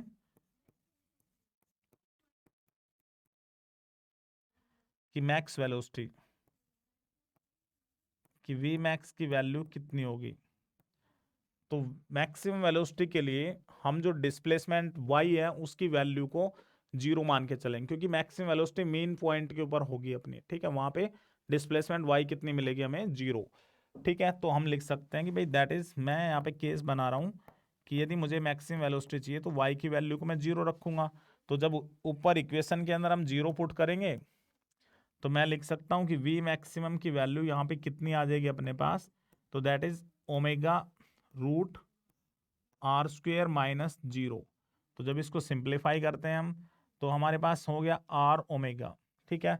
तो ये हमारा फॉर्मूला बन गया अपने पास कि मैक्सिमम वेलोसिटी जो फैक्टर होगा वो किसके इक्वल आ गया, तो दैट इज आर ओमेगा। तो इसको हम रिमेंबर रख करेंगे क्योंकि आगे क्वेश्चंस बनाएंगे उसके लिए हम इसको यूटिलाइज करेंगे। तो वापस से एक बार देख लीजिए हमने क्या किया था। तो मैंने स्टार्टिंग से यहाँ पे जब इक्वेशन अपनी बनाई है उसके अंदर मैंने मानना है कि भाई जो वेलोसिटी है वो rate of change of displacement बोली जाती है। तो हमने लिखा v is equal to d y by d t. अब इसमें जो डिस्प्लेसमेंट हमारी किसी भी जनरल फॉर्म के अंदर हम उसको रिप्रेजेंट करते हैं आर साइन ओमेगा टी से। तो वेलोसिटी के लिए मैंने उसको डिफ्रेंशिएट किया, डिफ्रेंशिएशन करने के बाद हमारी value v equal to r omega cos omega t, ये स्टैंडर्ड फॉर्म है, इसमें आती है। हमने इसको चेंज कर लिया साइन की फॉर्म में, तो हमने बेसिक आइडेंटिटी जो sign square theta plus cos square theta था उसको हमने यूटिलाइज किया, हमने कोस ओमेगा टी फैक्टर की वैल्यू रख ली, तो हमने रखा। अब वापस हमने स्टार्टिंग इक्वेशन जहां से स्टार्ट किया था उसी इक्वेशन में से साइन ओमेगा टी की वैल्यू हमने बनाई, वो हमने इक्वेशन में रखी, और रखने के बाद हमने इसको एक्सपेंड किया। एक्सपेंड करने के बाद अपने पास जो वेलोसिटी का फॉर्मूला एंगुलर वेलोसिटी और एंगुलर डिस्प्लेसमेंट की डिस्प्लेसमेंट की टर्म में हमारे पास फॉर्मूला बन गया था। फिर इसमें स्पेशल केस में हमने देखा कि भाई मैक्सिमम वेलोसिटी कितनी रहेगी, तो वो अपनी आर ओमेगा फैक्टर के इक्विवेलेंट है। अब इसी वे के अंदर हम एंगुलर जो एक्सेलरेशन रहेगा इसमें वो हम एस्टिमेट करेंगे, ठीक है। तो देखिए एक्सेलरेशन की जब बात की जाती है तो एक्सेलरेशन का मतलब क्या होता है, the rate of change of velocity, the rate of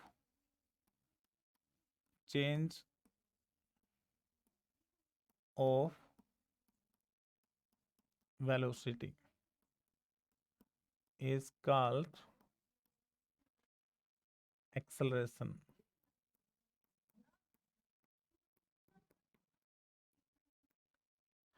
तो यहां से हम जब एक्सेलरेशन बनाएंगे तो एक्सेलरेशन में हम लिख सकते हैं कि भाई मुझे वैल्यू निकालनी है डीवी बाई में dt। अभी हमने पीछे देखा कि भाई वेलोसिटी जो हमारे पास आई थी स्टैंडर्ड इक्वेशन, वो r omega cos of omega t factor के इक्विवेलेंट थी। इसको यहां पे रखेंगे तो a इज इक्वल टू मैं लिख सकता हूं कि d बाई में dt of r omega cos of omega t factor. तो मैं यहाँ पे लिख सकता हूँ कि आर ओमेगा कॉन्स्टेंट था, बाहर हो गया। हमने डिफरेंशिएशन फाइंड करना है कोस ऑफ ओमेगा टी फैक्टर का। तो अब फर्दर हम लिख सकते हैं कि भाई आर ओमेगा और कोस ओमेगा टी जो फैक्टर होता है इसका डिफरेंशिएशन अपने पास हो गया minus sine omega T into omega.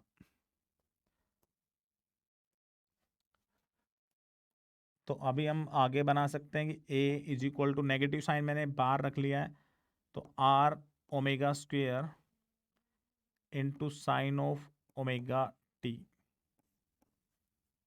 इसको स्टैंडर्ड स्टार्टिंग इक्वेशन से कंपेयर करेंगे और वैल्यू को एस्टिमेट करेंगे।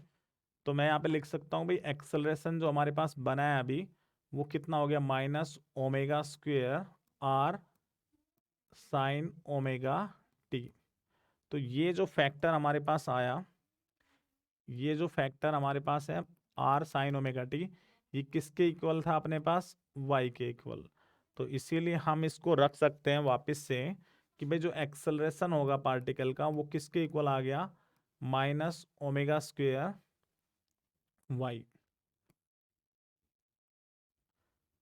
ठीक है, ये हमारा पार्टिकल के लिए जो मैक्सिमम, ठीक है, यदि हमने इसे मैक्सिमम एक्सेलरेशन एस्टिमेट करना हो तो हम वो भी निकाल सकते हैं। ये एक जनरल अपने पास एक्सेलरेशन की फॉर्म आ गई है।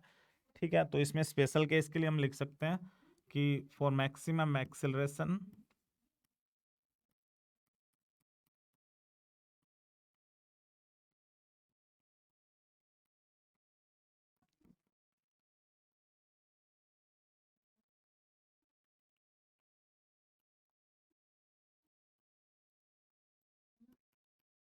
तो बेसिकली स्पेशल केस में maximum acceleration a is equal to हम लिख सकते हैं माइनस ओमेगा स्क्वेयर आर, या इसका नेगेटिव फॉर्म हम इसमें हटा के रख सकते हैं। तो मैं इसको माइनस ओमेगा स्क्वेयर आर लिख सकता हूँ, क्योंकि मैक्सिमम के लिए कि y जो होगा वो किसके इक्वल हो जाएगा, r के इक्वल। ठीक है, ये इसमें कंडीशन होती है कि for maximum acceleration y is equal to r। तो ये इसमें आपने ध्यान रखना है और ये अपना फाइनल इसका रिजल्ट है। तो अभी हमने यहाँ पे वेलोसिटी, डिस्प्लेसमेंट और एक्सेलरेशन ये सारी चीज़ें एस्टिमेट की। अब इनके बिहाफ पे कुछ क्वेश्चंस रहेंगे, हम उनको बनाने का काम करते हैं। तो देखिए, अभी मैंने यहाँ पे माना है कि कोई पार्टिकल एग्जीक्यूट करता है SHM और उसकी इक्वेशन अपने को दी जाती है y is equal to, equation हमें दी गई है y equal to 10 sine 20t plus 0.5। ये हमारे पास इक्वेशन दी है, SI यूनिट्स के अंदर है जो भी ये वैल्यूज हैं। फिर आगे बता रहे हैं एम्पलीट्यूड एस्टिमेट करो, frequency, angular frequency, time period और इनिशियल फेज। तो जो जनरल इक्वेशन आती है उसके रेस्पेक्ट में हम चलें तो मैंने आपको बताया था कि y is equal to are sine omega t के अंदर मिलती है वैल्यू साइन ओमेगा टी। ठीक है, ये स्टैंडर्ड अपनी इक्वेशन है। यदि कोई फेज डिफरेंस होगा तो वही इक्वेशन आपको इस फॉर्म के अंदर मिलेगी कि y is equal to are sine omega t plus phi. तो वहां पे जो फाई होगा इनिशियल फेज है, ठीक है ना, कि टाइम जीरो के ऊपर उसकी पोजीशन कहाँ पे है। तो हमने यही वैल्यू यहाँ पे निकालनी है। देखिए अभी तो बेसिकली ये जो फैक्टर है, ठीक है, हमें डायरेक्टली इसमें एम्पलीट्यूड यदि निकालना हो तो मैं लिख सकता हूँ कि एम्पलीट्यूड हमारा कितना हो जाएगा, कंपेयर करके डाटा अपना निकल जाएगा तो एम्पलीट्यूड इज इक्वल टू 10। दूसरा स्टैंडर्ड यूनिट्स है, तो इसका मतलब ये 10 मीटर के इक्वल हो जाएगा। ठीक है, यदि स्टैंडर्ड नहीं होती आपको इक्वेशन में पीछे राइट उसकी यूनिट्स मिलेंगी, उसको आपने चेंज करना पड़ेगा। सेकंड, अभी हमने यहाँ पे निकालनी फ्रीक्वेंसी। तो फ्रीक्वेंसी निकालने के लिए हम चलेंगे ओमेगा की तरफ, क्योंकि मैंने आपको बताया था एंगुलर फ्रीक्वेंसी जो होती है 2 पाई फैक्टर मल्टीपल रहेगी किसका, लीनियर फ्रीक्वेंसी का। तो यहाँ पे मैं रख सकता हूँ कि भाई कंपेयर करते हैं, तो दैट इज एज इक्वेशन अंदर से देखें तो ओमेगा टी हमारे किसके इक्वल है, 20t के इक्वल। क्योंकि ये इक्वेशन मैंने यहाँ पे कंपेयर कर ली भाई, आर ये एज इट इज साइन, और अंदर जो फैक्टर है ये ओमेगा टी प्लस फाई। ठीक है, तो यहाँ पे सब इक्वेशंस को मैं कंपेयर करके डाटा यहाँ पे मैंने लिख लिया, टी से टी खत्म, और मैंने इसको रखा कि ओमेगा होता है 2 pi nu is equal to 20। यदि हमें फ्रीक्वेंसी की वैल्यू चाहिए तो 20/2 पाई। तो मैं इसको लिख सकता हूँ कि भाई जो फ्रीक्वेंसी आएगी अपने पास वो कितनी आ गई, दैट इज 10/पाई। तो एक अपने पास रिजल्ट ये बन गया है।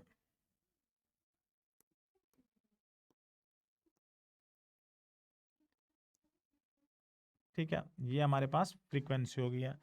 एम्पलीट्यूड हमने अभी यहाँ पे बना ही लिया अपना। उसके बाद अपने पास एंगुलर फ्रीक्वेंसी है, तो वो तो डायरेक्टली हमारी आई गई थी। एंगुलर फ्रीक्वेंसी सीधी हमारे पास कितनी है, 20 के इक्वल। ठीक है, उसके बाद आता है टाइम पीरियड। तो टाइम पीरियड फैक्टर निकालने के लिए देखिए, हमने पढ़ा होता है कि एज ओमेगा जो होता है वो किसके इक्वल है अपना, 2 पाई/टी। या फ्रीक्वेंसी हमने निकालनी है तो वहां से भी हम एस्टिमेट कर सकते हैं, सेम वैल्यू अपने पास रहेगी। ओमेगा की वैल्यू अपने पास थी 20, तो 2 पाई/टी। तो मैं यहाँ पे कट कर सकता हूँ 10, तो टाइम को इधर लेके जाएंगे, ये फैक्टर अपना इधर लेके जाएंगे, तो मैं लिख सकता हूँ कि टाइम हमारे पास कितना आएगा, पाई/10। अब ये वही चीज़ है जो हमने स्टार्टिंग में पढ़ी थी कि भाई time period reciprocal of frequency है, तो दोनों को कंपेयर करके भी हम समझ सकते हैं। तो इस टाइप से आपको जब भी इक्वेशंस मिले तो आप उसके अंदर से डाटा अपना निकाल सकते हैं। नेक्स्ट, इसके बाद देखिए यहाँ पे मैंने इक्वेशन को थोड़ा सा चेंज किया है और फैक्टर सेम रखे हैं, इनको एस्टिमेट करेंगे। तो यहाँ पे माना कि पार्टिकल है उसका मास 0.1 किलोग्राम है और एसएचएम एग्जीक्यूट करता है। इक्वेशन अपने को इस बार कोस की फॉर्म में दी गई है, तो हमें फ्रीक्वेंसी फाइंड करनी है, इनिशियल फेज और मैक्सिमम वेलोसिटी और मैक्सिमम एक्सेलरेशन। तो चलिए इसको बनाते हैं क्वेश्चन को। तो गिवन इक्वेशन हमारे पास है y is equal to 0.5 cos 100t plus 3 pi. तो कंपेयर करेंगे सबसे पहले, हमने इक्वेशन पढ़ी होती भाई साइन में मिले या फिर कोस के अंदर मिले, हम इसको रख सकते हैं cos omega t plus phi. तो यहाँ से जो भी डाटा आप निकाल सकते हैं हम उसको बना रहे हैं पहले। तो सबसे पहले मैं यहाँ पे लिख सकता हूँ भाई आर जो हो गया हमारे पास उसकी वैल्यू आ गई 0.5। सेकेंड, ओमेगा टी जो फैक्टर है वो हमारे पास हो गया 100t के इक्वल, और फाई जो फेज है हमारे पास वो कितनी आ गई है, 3 पाई/4। तो जैसे इनिशियल फेज हमसे पूछी गई थी, ठीक है ना, तो ये हमारी इनिशियल फेज की वैल्यू हो गई है। नेक्स्ट अपने पे फ्रीक्वेंसी पूछी गई है, तो फ्रीक्वेंसी की वैल्यू हम यहाँ से एस्टिमेट कर लेंगे। तो टाइम से हम टाइम को कट कर देते हैं, और ओमेगा 2 पाई न्यू हमारे पास है इज इक्वल टू 100। तो यहाँ से हम कट करेंगे 2 से 50, तो फ्रीक्वेंसी की वैल्यू मैं लिख सकता हूँ मेरे पास कितनी आ गई है, 50/पाई। तो एक वैल्यू हमने ये एस्टिमेट करनी थी। अब हमारे पास पाई फ्रीक्वेंसी एम्पलीट्यूड हो गया। नेक्स्ट अपने पास पूछी गई है मैक्सिमम वेलोसिटी। तो अभी जब मैंने लास्ट आपको बताया था कि भाई मैक्सिमम वेलोसिटी की बात करी जाएगी, तो मैक्सिमम वेलोसिटी हमारी किसके इक्वल आती है, आर ओमेगा के इक्वल। तो अब वापस आते हैं क्वेश्चन के ऊपर। तो मैक्सिमम वेलोसिटी में मैं लिख सकता हूं कि भाई वी मैक्सिमम यदि हमसे पूछी गई है तो वो किसके इक्वल है, दैट इज आर ओमेगा। तो यहाँ पे क्वेश्चन में अब कंसंट्रेट करेंगे। तो आर जो फैक्टर है हमारे पास कितना है 0.5, और ओमेगा जो फैक्टर है हमारे पास वो किसके इक्वल है, दैट इज 100। तो यहाँ से हम इसकी वैल्यू लिख सकते हैं कि भाई मैक्सिमम वैल्यू हमारे पास कितनी आ गई है 50, क्योंकि एक डेसिमल से हम इसमें 0 कट कर देंगे। तो मेरी वैल्यू जो है मैक्सिमम वेलोसिटी किसके इक्वल हो गई है, दैट इज 50।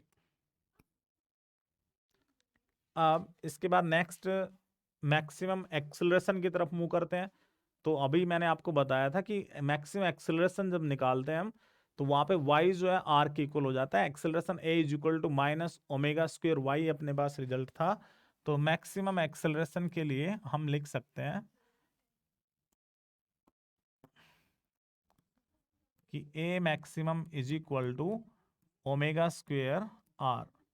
तो ओमेगा जो फैक्टर था हमारे पास 100 स्क्वेयर और r की वैल्यू 0.5।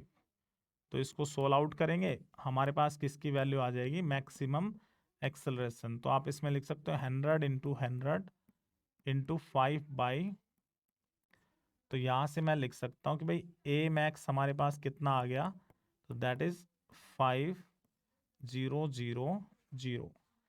ये हमारे पास maximum velocity, sorry maximum acceleration. तो ये चार वैल्यूज हमने यहाँ पे फाइंड आउट करनी थी, ठीक है। और इनिशियली जैसे इसका एम्पलीट्यूड अपने पास है ही, ठीक है। तो स्टैंडर्ड यूनिट्स के अंदर यदि डाटा दे रखा है तो ये इस प्रकार से हम सभी वैल्यूज को एस्टिमेट कर सकते हैं। इसके बाद आगे चलते हैं। तो आगे जो एनर्जी अपने पास पार्टिकल की है हम उसको एस्टिमेट करेंगे एसएचएम में। तो बेसिकली एसएचएम के अंदर जो भी एनर्जी होती है वो दो फॉर्म के अंदर है, kinetic energy plus potential energy. तो अभी यहाँ पे जैसे मैंने लिखा भाई पोटेंशियल एनर्जी, तो हम यहाँ पे कंसिडर कर रहे हैं कोई भी पार्टिकल जो मास m हमने लिया वो एग्जीक्यूट करता है सिंपल हार्मोनिक मोशन। तो किसी भी इंस्टेंट के ऊपर जो एक्सेलरेशन ऑफ पार्टिकल है वो हमें मिलता है a is equal to minus omega square y. ये अभी हमने डिराइव किया था रिलेशन, वहीं से हमने इसको यूटिलाइज किया। तो रिस्टोरिंग फोर्स कितना एक्ट करेगा, फोर्स तो मल्टीपल होता है मास और एक्सेलरेशन। तो एक्सेलरेशन की वैल्यू यदि हम यहाँ पे रख देते हैं, तो मैंने इस इक्वेशंस को बना लिया F equal to minus m omega square y. अब हम पीछे पढ़ के आए थे कि जो रिटार्डिंग फोर्स होता है वो डायरेक्टली प्रोपोर्शनल होता है डिस्प्लेसमेंट के। तो F is equal to minus k y हमारे पास था। तो जब दोनों चीज़ों को मैं कंपेयर करता हूँ यहाँ पर, तो कंपैरिजन करके मैं लिख सकता हूँ भाई के जो फैक्टर है वो किसके इक्वल है, एम ओमेगा स्क्वेयर के इक्वल है। नेक्स्ट हमने यहाँ पे स्मॉल डिस्प्लेसमेंट ली और उसके लिए हम वर्क डन की वैल्यू एस्टिमेट करना चाहते हैं। जब स्मॉल डिस्प्लेसमेंट हम डी वाई से डिनोट करेंगे तो वर्क डन भी क्या रहेगा, स्मॉल। इसीलिए मैंने लिखा डी डब्ल्यू is equal to F y d y. तो यहाँ पे एफ डी वाई, अब इस चीज़ में एफ की वैल्यू हम रखते हैं तो के वाई की इक्वल थी। मैंने इक्वेशन में यहाँ पे पुट करी तो नेगेटिव साइन से नेगेटिव अपना हट जाएगा, ठीक है। और यहाँ पे हमने इक्वेशन बना ली कि डी डब्ल्यू के वाई डी वाई, ये इक्वेशन नंबर 1 अपने पास बनी। इसको हम इंटीग्रेट कर देते हैं कंप्लीट वर्क डन के लिए। तो जब मैंने इसको इंटीग्रेट किया के वाई डी वाई, तो के कॉन्स्टेंट था, वाई डी वाई का इंटीग्रेशन करेंगे तो y square by 2, limits 0 to y थी। अब इसकी वैल्यू रखते हैं तो 1/2 के वाई स्क्वेयर। फिर पीछे हमने देखा था कि भाई के वाई के जो फैक्टर था वो किसके इक्वल था, अपना एम ओमेगा स्क्वेयर। हमने इसको वापस पुट कर दिया तो ये वर्क डन अपने पास आया। अभी ये work done against restoring force है, किसकी फॉर्म में जाएगा, पोटेंशियल एनर्जी की फॉर्म में। तो इसलिए हमने W को चेंज करके U डिनोट कर दिया। और लेकिन अभी हम पढ़ के आते हैं Y तो फंक्शन होता है साइन के अंदर, y is equal to are sine omega t. तो इक्वेशन में जब मैंने इसको पुट किया यहाँ पर y की वैल्यू, तो हमारे पास वैल्यू आ गई 1/2 m omega square r square sine square omega t.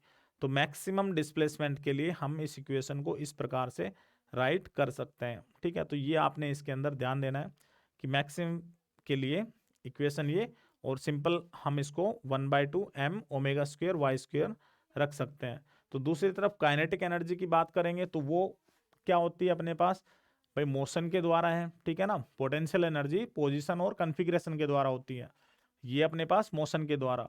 तो मैंने इसको 1/2 एम यू स्क्वेयर, तो वेलोसिटी हमने पीछे पढ़ी थी इक्वेशन, ये दोनों इक्वेशन हमने देखी थी, ठीक है। तो हमने इसको यूटिलाइज किया, 1/2m वेलोसिटी की वैल्यू हमने यहाँ पे रखी, रखने के बाद स्क्वायर किया तो अपने पास काइनेटिक एनर्जी की वैल्यू आ जाती है। अब यहाँ पर आप ध्यान देंगे कि भाई kinetic energy maximum mean position के ऊपर होती है, इसीलिए हमने y को 0 रख लिया। ठीक है, यहाँ पे अपनी ये क्या है, मीन पोजीशन है।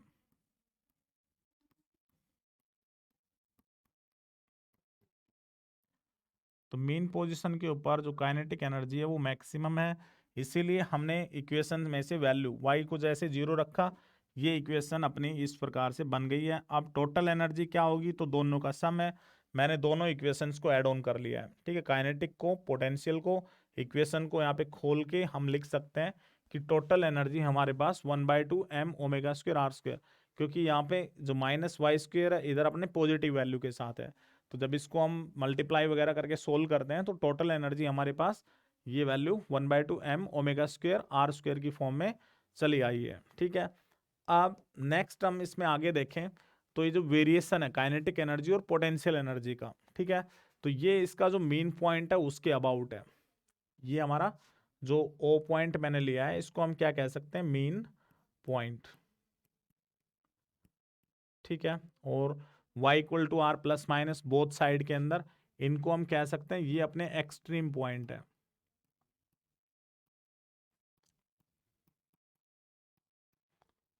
तो इसमें आपने ध्यान देना है कि भाई मेन पॉइंट के ऊपर जो पेंडुलम रहेगा अपने पास, ठीक है, उसके पास जो काइनेटिक एनर्जी है वो मैक्सिमम होगी अपने पास। ठीक है, पोटेंशियल एनर्जी वहां पे क्या होगी, मिनिमम। तो ग्राफिकली हमने इस चीज को रिप्रेजेंट किया, ये जो ग्राफ यहाँ पे डिनोट कर रहा है पोटेंशियल एनर्जी मिनिमम है, तो सेम टाइम पे काइनेटिक एनर्जी क्या है, मैक्सिमम।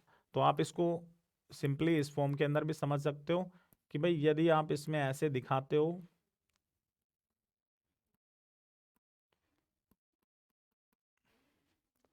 तो यहाँ पे आप लिख के भी याद रख सकते हैं कि इस पॉइंट के ऊपर पोटेंशियल एनर्जी जो होगी वो बढ़ जाती है, मैक्सिमम हम कह सकते हैं एक प्रकार से, और काइनेटिक एनर्जी यहाँ पर लगभग कितनी हो जाती है, 0। ठीक है, तो काइनेटिक एनर्जी हमारी इस तरफ बढ़ेगी और पोटेंशियल एनर्जी हमारी इस तरफ इंक्रीज हो रही है। ठीक है, इसको हम यू से दिखा रहे हैं और इसको हम काइनेटिक एनर्जी। तो काइनेटिक एनर्जी मीन पॉइंट के ऊपर काइनेटिक एनर्जी की वैल्यू क्या होती है, मैक्सिमम, और पोटेंशियल एनर्जी यहाँ पे कितनी हो जाएगी, 0। ठीक है, तो ये टोटल एनर्जी हमेशा क्या रहती है, कंजर्व, क्योंकि यदि एक एनर्जी डिक्रीज होती है तो सेम टाइम पे दूसरी एनर्जी क्या हो रही है, उसकी इंक्रीज हो रही है। नेक्स्ट अपने पास आता है इसके अंदर कि ऑसिलेशंस ड्यू टू स्प्रिंग।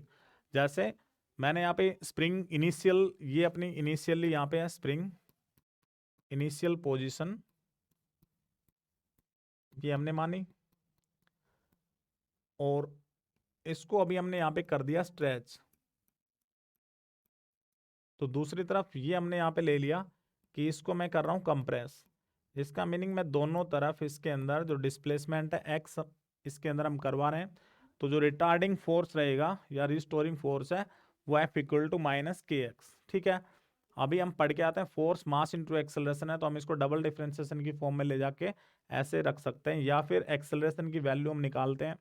ठीक, यहाँ से हम एक्सेलरेशन -ω²y जो फैक्टर था अपने पास, अभी हमने रिजल्ट बनाया था, तो वहां से हम अभी हॉरिजेंटली इस चीज को ऑब्जर्व कर रहे हैं। ठीक है, तो हॉरिजेंटली ऑब्जर्व करते हैं, एक्सेलरेशन मैंने इसको डायरेक्टली प्रोपोर्शनल एक्स था तो -ω²x, दोनों इक्वेशंस को हमने कंपेयर कर दिया। कंपेयर करने के बाद, क्योंकि एक्सेलरेशन यहाँ से हमने देखा अभी एक्सेलरेशन कितना है, -k/m×x, ये इक्वेशन और ये इक्वेशन हमने इन दोनों को कंपेयर कर लिया है।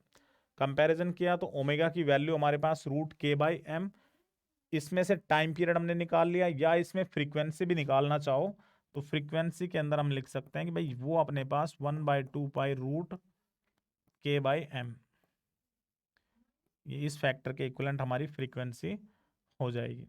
ठीक है, ये फ्रीक्वेंसी ऑफ ऑसिलेशन हमारी बन गई है।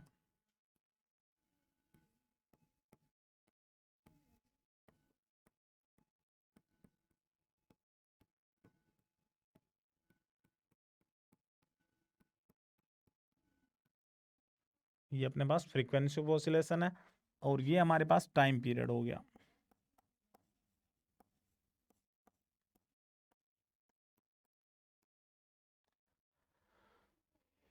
इसके बाद नेक्स्ट हम देखते हैं ऑसिलेशंस किसी भी लोडेड स्प्रिंग के अंदर। तो दो कॉम्बिनेशन हम यहाँ पे पढ़ते हैं, एक सीरीज कॉम्बिनेशन और एक पैरेलल कॉम्बिनेशन।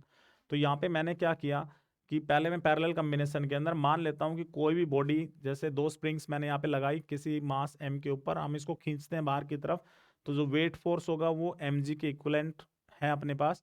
तो इनिशियल जो फर्स्ट स्प्रिंग है, ठीक है ना, मैं उसमें लिख सकता हूँ कि भाई F1 फोर्स वो किसके इक्वल हो गया, माइनस K1y, ये हम लिख सकते हैं। सिमिलर F2 माइनस K2y के इक्वल मैंने इसमें रख लिया। तो टोटल फोर्स कितना लगा, तो मैं इसमें लिख सकता हूँ F is equal to F1 plus F2, दोनों इक्वेशंस को मैंने ऐड ऑन कर दिया। तो यहाँ से मैंने ऐड ऑन किया, नेगेटिव साइन कॉमन लिया, K1 plus K2 into Y. तो मैं इसमें मान सकता हूँ कि जो स्प्रिंग कॉन्स्टेंट है टोटल कम्बिनेशन का कैपिटल K होगा। तो उस केस के अंदर हम यहाँ पे लिख सकते हैं कि भाई जो फोर्स है अपना माइनस कैपिटल K y के इक्वल आना चाहिए, ठीक है। तो दोनों इक्वेशंस को हम कंपेयर कर रहे हैं बेसिकली, इस इक्वेशन को और इस इक्वेशन को। तो यहाँ से मैंने लिख लिया कि जो K फैक्टर आया अपना कांस्टेंट, वो हमारा किसके इक्वल हो जाएगा, K1 प्लस K2। तो टाइम पीरियड हमारा किसके इक्वल होता है एसएचएम में, तो spring factor by inertia m by K। तो K इक्विवेलेंट है हमारा, ठीक है ना, ये पैरेलल कॉम्बिनेशन के लिए, क्योंकि दोनों जो स्प्रिंग्स होती हैं सेम फोर्स से हमने इनको सब्जेक्ट किया है, ठीक है। तो रिटार्डिंग जो फोर्स, जैसे यहाँ पे स्प्रिंग K1 K2 थी, तो दोनों हम देखें तो वर्टिकल दोनों जो डिस्प्लेसमेंट कवर कर रही हैं सेम डिस्टेंस यहाँ पे मूव कर रही हैं। तो 2 पाई रूट m बाई के, m के इक्विवेलेंट की वैल्यू मैंने यहाँ पे पुट कर ली है। अब इसी में स्पेशल केस हम लगा सकते हैं कि if K1 equal to K2 equal to K अपने पास रहेगा, देन जो टाइम पीरियड हमारा बनेगा इस रिजल्ट में से मैं उसमें लिख सकता हूँ कि 2 pi root m over 2K, ये हमारा टाइम पीरियड का फॉर्मूला हो जाएगा, ठीक है। यदि दोनों जो स्प्रिंग कांस्टेंट्स हैं दोनों इक्विवेलेंट होंगे तो हम इसकी वैल्यू को ऐसे एस्टिमेट कर सकते हैं। नेक्स्ट इसके बाद अगला जो आता है सीरीज कॉम्बिनेशन। तो सीरीज कॉम्बिनेशन के लिए जैसे मैंने स्प्रिंग्स को कनेक्टेड कर दिया, यहाँ पे दोनों सेम लोड से कनेक्टेड है, यहाँ पे हमारे पास क्या हो गया, एक प्रकार से सेम फोर्स यहाँ पे कनेक्टेड है, तो इलोंगेशन यहाँ पे डिफरेंट हो जाएगी, ठीक है। तो मैंने यहाँ पे लिखा F is equal to minus K1y, दूसरे के अंदर माइनस K2y। तो नेट जो एक्सटेंशन या इलोंगेशन है y हमने इसमें रख लिया कि y1 प्लस y2, ये अपनी फर्स्ट इक्वेशन बन गई है। अब ऊपर से मैंने यहाँ पे K1, ये अपनी y1 की वैल्यू हम निकालेंगे, तो y1 हमारे पास आ गया नेगेटिव साइन के साथ F बाई K1। इसी प्रकार से y2 की वैल्यू मैं बनाता हूँ, तो माइनस F ओवर K2। दोनों इक्वेशंस मैंने यहाँ पे राइट की, और नेट जो के इक्विवेलेंट है उसकी वैल्यू हमने एस्टिमेट की है। तो मैंने यहाँ पे एफ कॉमन लेने के बाद इक्वेशंस को मल्टीप्लाई वगैरह किया, तो हमने एफ को सेपरेट आउट कर लिया। सेपरेट आउट करने के बाद यहाँ पे रिजल्ट के अंदर एफ इक्वल टू माइनस के, ये जो के अपना इक्विवेलेंट है, ठीक है ना, या इसको हम पैरेलल कॉम्बिनेशन के लिए, सॉरी सीरीज कॉम्बिनेशन के लिए के एस से इसको डिनोट कर सकते हैं, ठीक है। तो net k equal to K1 plus K2 by K1 plus K2, K1 into K2। अब टाइम पीरियड, तो spring inertia factor by spring factor, तो सेम हम यहाँ पे रख के इसकी वैल्यू बना सकते हैं। अब वही केस जैसे लास्ट हमने बनाया था कि यदि if K1 equal to K2 is equal to K यदि होगा, तो इस रिजल्ट में जब हम इसको पुट ऑन करेंगे तो फाइनल वैल्यू अपने पास हो जाएगी, दैट इज K इंटू के अपने पास बन गया, यहाँ से 2K अपने पास फैक्टर आएगा। तो मैं इसको सिंपली लिख सकता हूँ कि 2m बाई K, ये हमारा फाइनल रिजल्ट हो जाएगा, ठीक है, यदि स्प्रिंग कांस्टेंट दोनों का बराबर रहेगा तब। तो ये हमने लोडेड जो स्प्रिंग होती हैं सीरीज कॉम्बिनेशन पैरेलल कॉम्बिनेशन, तो इसमें जो हमने टाइम पीरियड अभी निकाला है, ठीक है, इसको हम एंगुलर फ्रीक्वेंसी वगैरह या फिर हम जो फ्रीक्वेंसी है उसके अंदर भी इसकी वैल्यू को एस्टिमेट कर सकते हैं। नेक्स्ट जैसे अपने पास क्वेश्चन है अभी एक, इस क्वेश्चन को रीड करते हैं। यहाँ पे हमारे पास दिया गया है कि कोई पार्टिकल एग्जीक्यूट करता है SHM of amplitude r at what distance from the mean position, its kinetic energy equal to potential energy, कि भाई कितने डिस्टेंस के ऊपर उसकी काइनेटिक और पोटेंशियल दोनों क्या होंगी, बराबर। अभी हमने पीछे अभी रिजल्ट देखा था कि भाई जो काइनेटिक एनर्जी और पोटेंशियल एनर्जी उसने क्वेश्चन में दिया, दोनों इक्विवेलेंट है, ठीक है। तो अभी हमने लास्ट देखिए, रिजल्ट पे चलते हैं वापस। हमने यहाँ पे देखा था कि भाई काइनेटिक एनर्जी, पोटेंशियल एनर्जी हमारे पास u 1/2 m omega square y square है।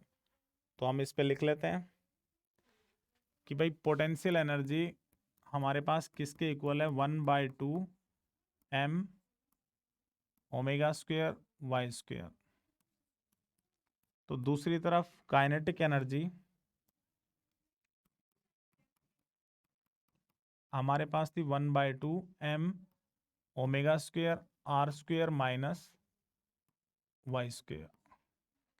अब क्वेश्चन में उन्होंने बताया कि दोनों इक्विवेलेंट है, तो दोनों को बराबर हम रख लेते हैं और इस वैल्यू को एस्टिमेट करेंगे। तो मैं रख लेता हूँ 1/2 m omega square y square is equal to 1/2 r square minus y square.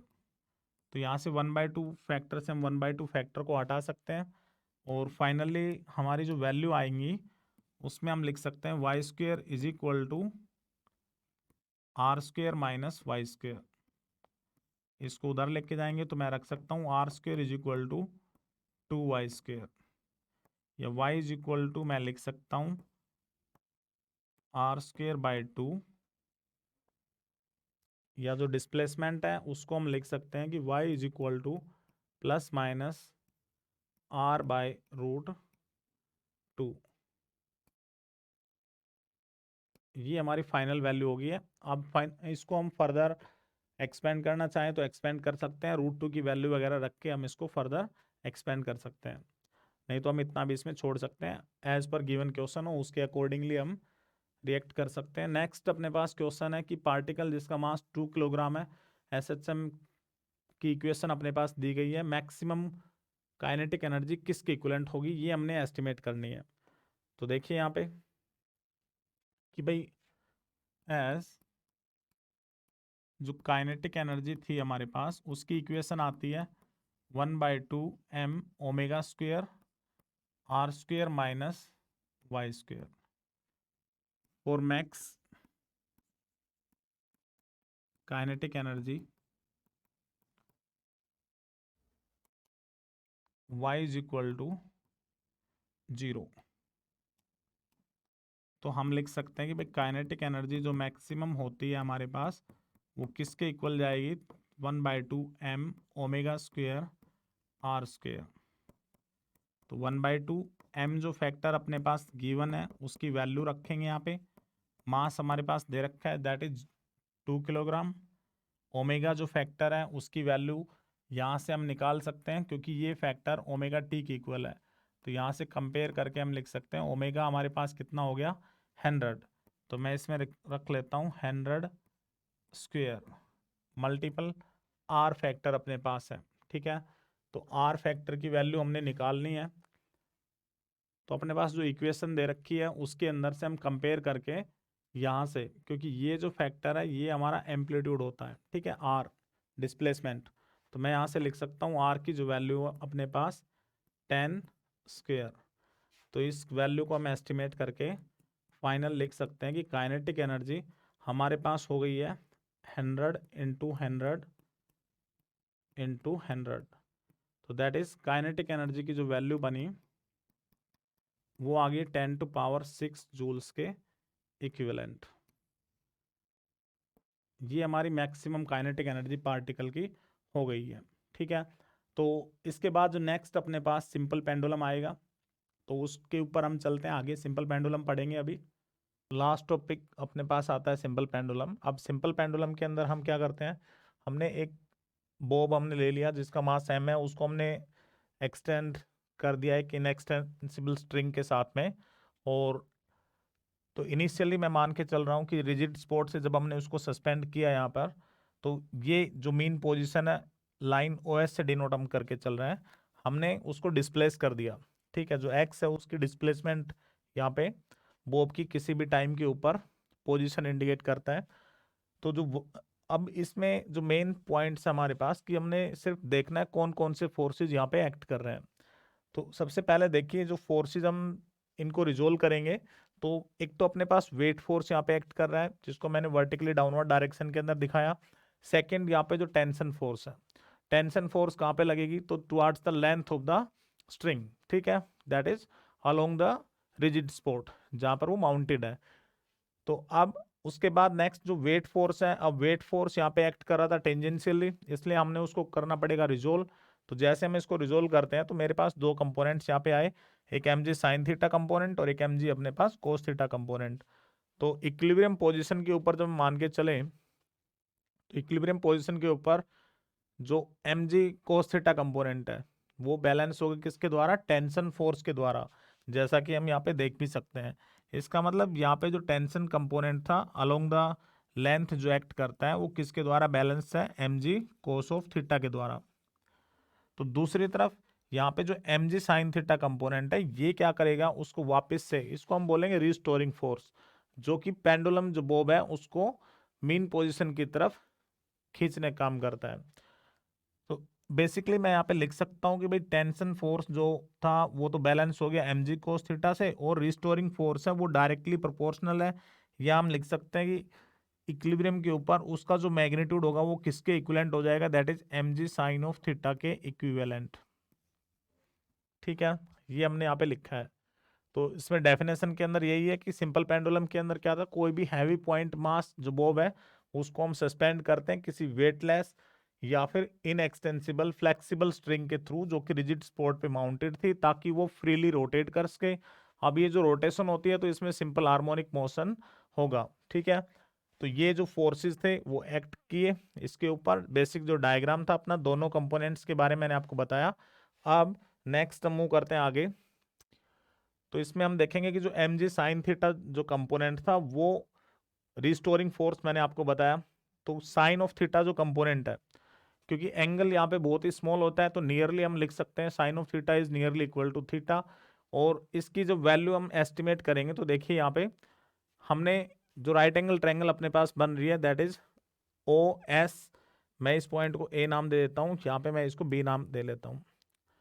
तो मेरे पास ट्रायंगल बनी है ओ, ट्रायंगल हम ले सकते हैं ओ ए एस। यदि यहाँ से हम साइन ऑफ थीटा की वैल्यू निकालेंगे तो sine theta is equal to अपने पास क्या रहेगा, दैट इज परपेंडिकुलर बाय में हाइपोटेन्यूज। ठीक है, तो परपेंडिकुलर के अलोंग यहाँ पे जो डिस्प्लेसमेंट है एक्स, बाय में हाइपोटेन्यूज की वैल्यू अपने पास कितनी है, एल, जो कि लेंथ ऑफ द पेंडुलम है, पेंडुलम की जो स्ट्रिंग है। ठीक है, अब उसके बाद नेक्स्ट तो हमने यहाँ पे लिखा कि force minus M g sine theta, और साइन ऑफ थीटा की जो वैल्यू थी मैंने इसको चेंज कर लिया यहाँ पे, वो किसके अबाउट है, that is x by l. तो ऊपर इक्वेशन में हमने इस वैल्यू को पुट किया तो फोर्स अपने पास डायरेक्टली प्रोपोर्शनल है minus M g x by l. तो इसमें एक चीज़ ध्यान देंगे, क्योंकि जब हम रिस्टोरिंग फोर्स एक्ट करता है तो जो बोब है वो भी एक्सेलरेट होगा, ठीक है, टुवर्ड्स द मीन पोजीशन। इसका मीनिंग वो उसकी पोजीशन भी बदलेगी।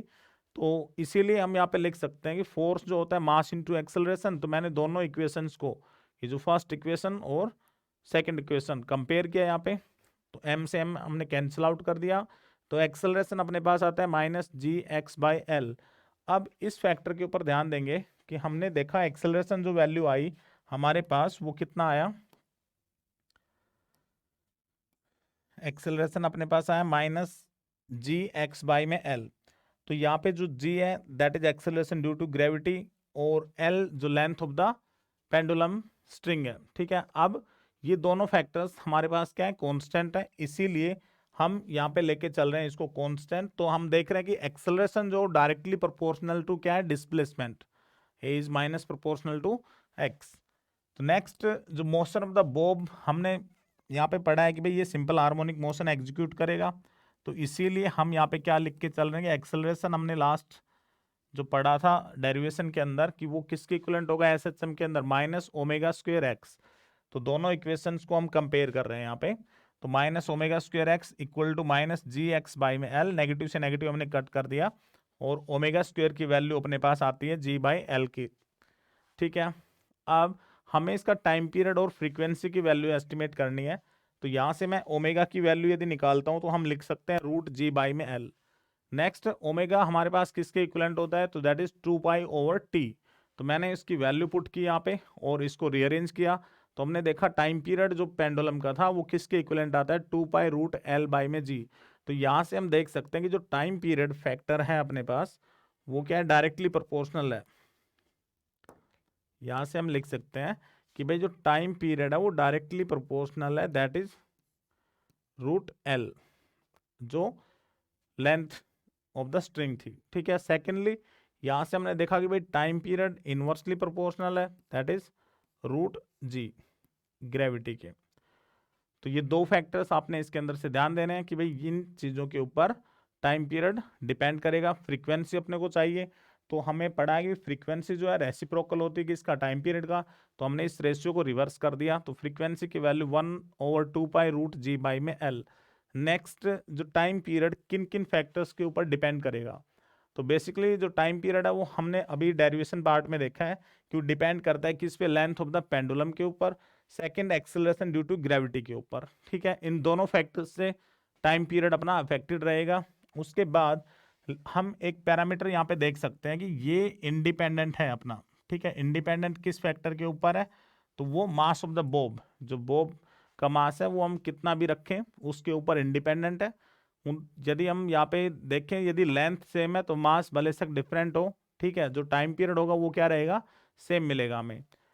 तो next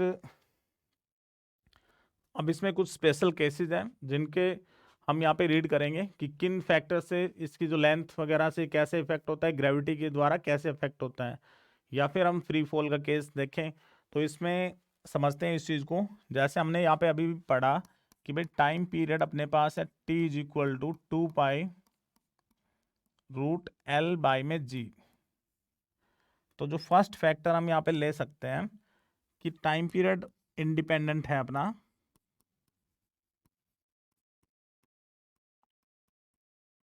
is independent upon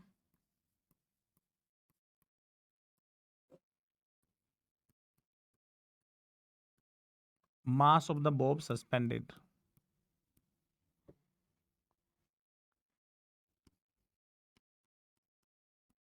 mass of the bob suspended।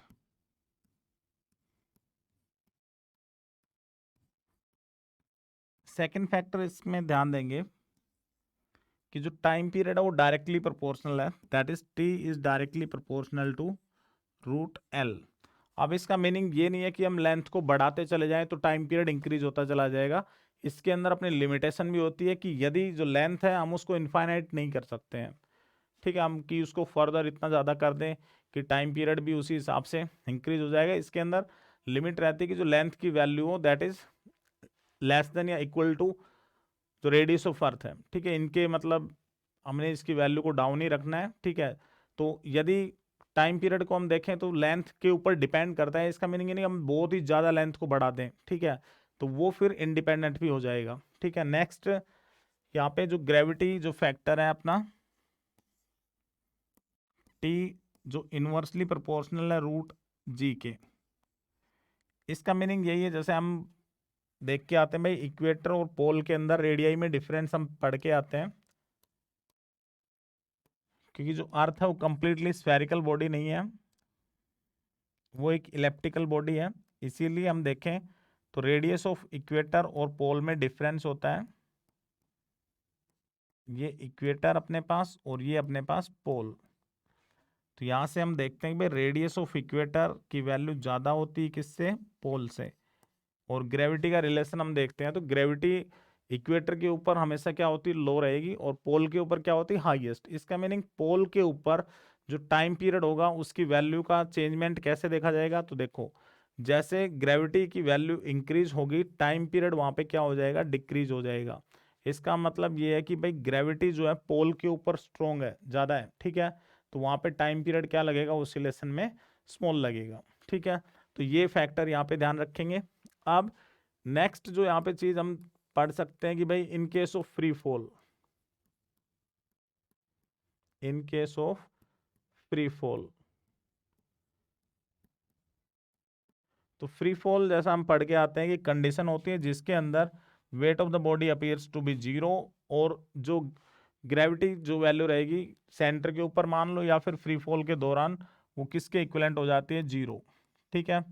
या हम इसमें एक केस ये भी ले सकते हैं कि at centre also, at centre of earth also, दोनों केस के लिए हम टाइम पीरियड की वैल्यू एस्टिमेट करेंगे। तो that is 2 pi root L में जीरो। तो बेसिकली मैं लिख सकता हूँ टाइम पीरियड यहाँ पे कितना लगेगा, इनफाइनाइट।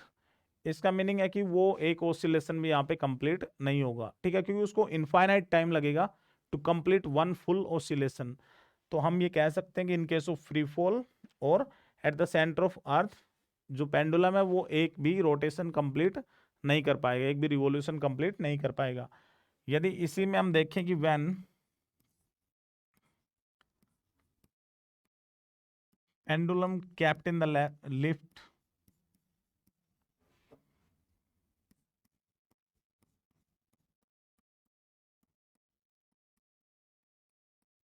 मूविंग अपवर्ड,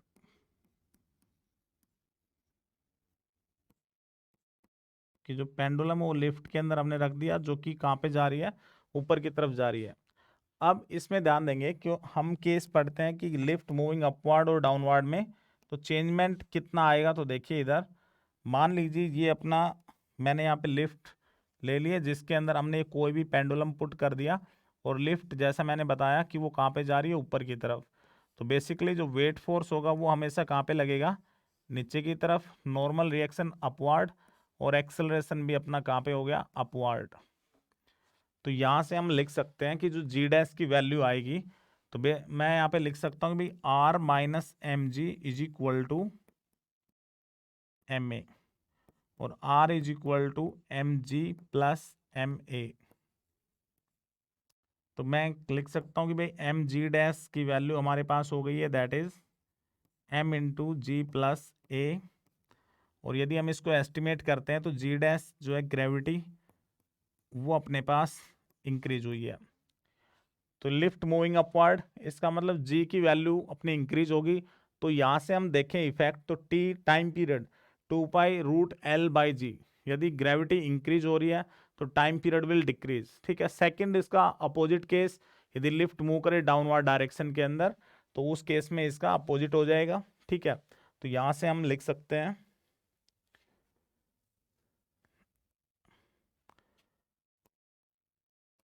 अभी हमने देखा यहाँ पे कि लिफ्ट जब मूव करती थी अपवर्ड डायरेक्शन में, लिफ्ट मूविंग अपवर्ड,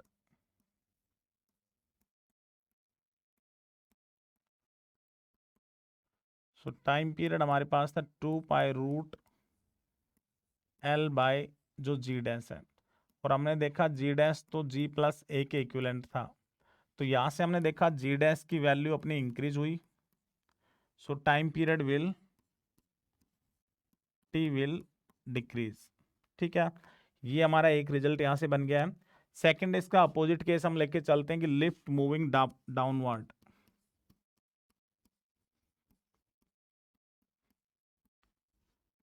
जो पेंडुलम हम रखेंगे और लिफ्ट मूव कर रही हो डाउनवर्ड डायरेक्शन में, तो उस केस में हम देख सकते हैं कि भाई ग्रेविटी की वैल्यू कितनी आएगी, चेंज्ड। तो सेम यहाँ पे भी हमने एक अपना केस यहाँ पे ले लेंगे कि भाई वेट जो डाउनवर्ड डायरेक्शन में ऑलवेज, और लिफ्ट इस बार नीचे की तरफ ही जा रही है, नॉर्मल रिएक्शन अपवर्ड डायरेक्शन में। तो यहाँ से हम लिख सकते हैं इस बार कि m g minus r is equal to M A. तो यहाँ से यदि हम इसको सोल्व करेंगे तो हमारे पास रिजल्ट आया एम जी डैश। तो बेसिकली मैं लिख सकता हूँ कि G dash is equal to G minus A. तो अब इस रिजल्ट से हम यदि देखें तो ग्रेविटी की वैल्यू डिक्रीज हो रही है। ठीक है, ग्रेविटी डिक्रीज होगी तो हम बता सकते हैं यहाँ पे एज जी जो था हमारे पास वो हुआ डिक्रीज, जो जी डैश है। ठीक है। सो time period of oscillation will of oscillation will increase,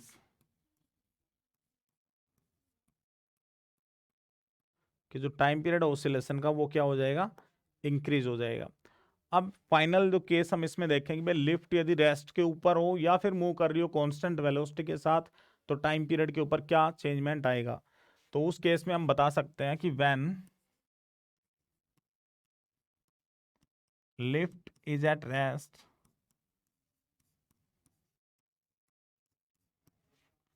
और moving with constant velocity,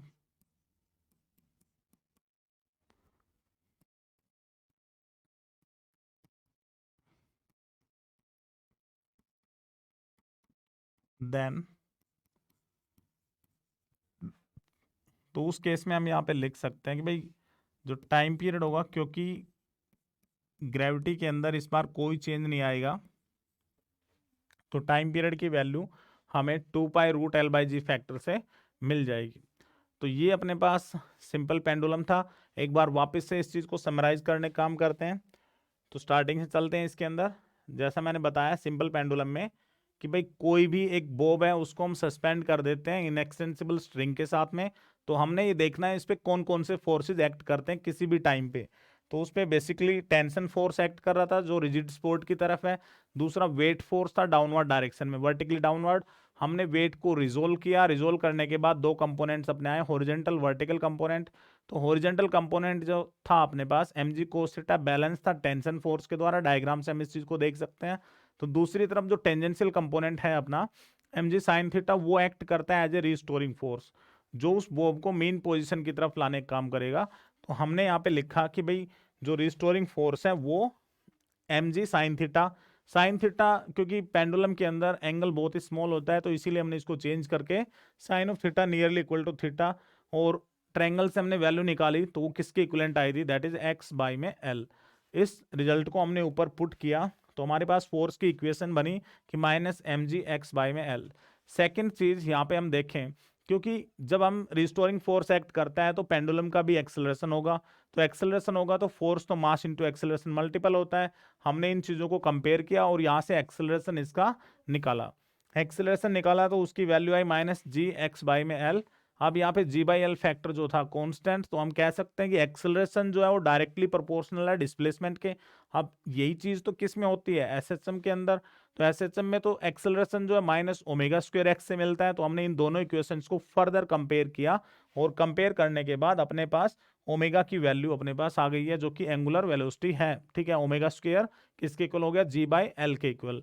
but हमने तो इसमें वैल्यू निकालनी थी किस चीज़ की, टाइम पीरियड और फ्रीक्वेंसी। तो हमने ओमेगा को फर्दर एक्सपेंड किया और टाइम पीरियड अपने पास फैक्टर आया 2π√L/g।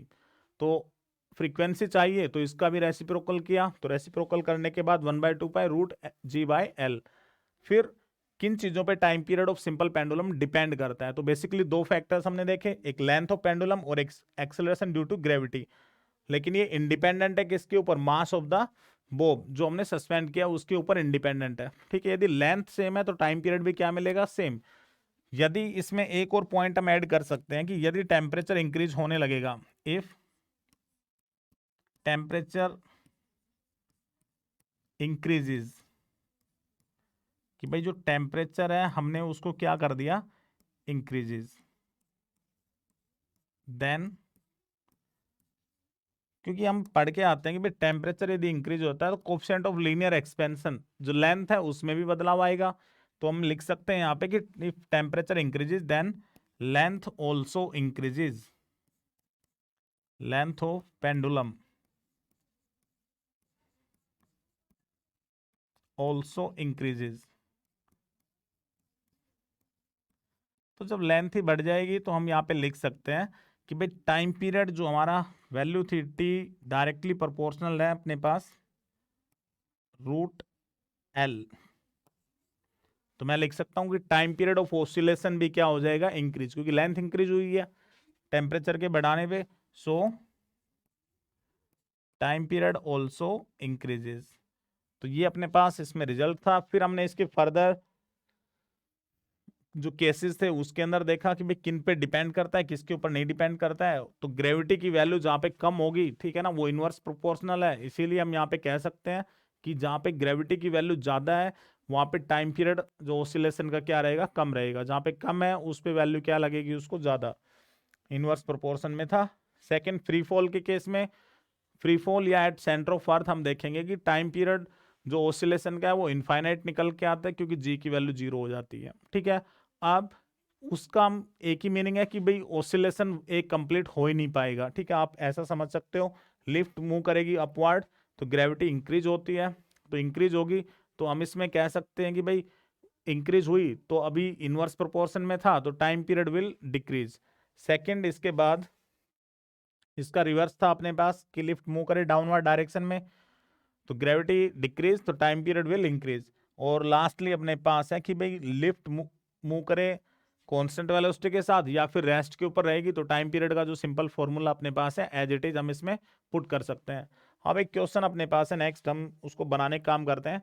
तो क्वेश्चन में दिया गया है कि एक सिंपल पेंडुलम है जिसकी लेंथ 2 मीटर थी, ऑसिलेट करता है एक प्लेस जहाँ पे जी की वैल्यू 9.8। तो क्वेश्चन में आया how many complete oscillation will it make in 5 minutes. तो उसने अपने से 5 मिनट में कितने ऑसिलेशन वो कंप्लीट कर पाएगा इसके बारे में पूछा है। तो सबसे पहले हम यहाँ पे क्या करेंगे, हम उसका टाइम पीरियड निकालेंगे एक ऑसिलेशन का कितना है। तो चलिए इसको बनाते हैं क्वेश्चन को। और यहाँ पे दे रखा है अपने पास कि भाई लेंथ जो थी पेंडुलम की वो अपनी दे दिया 2 मीटर के इक्वल, और ग्रेविटी उस जगह पे दे रखी 9.8। सेकेंड, जो टोटल टाइम क्वेश्चन में दे दिया अपने पास 5 मिनट्स के इक्वल। तो मैं यहाँ पे निकाल रहा हूँ सबसे पहले कि time period of one oscillation,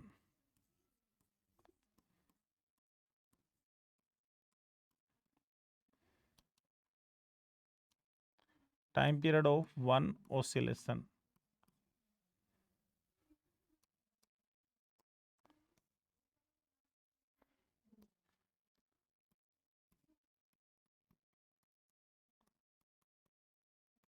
तो हमने फॉर्मूला पढ़ा होता है T equal to 2 pi root L/G।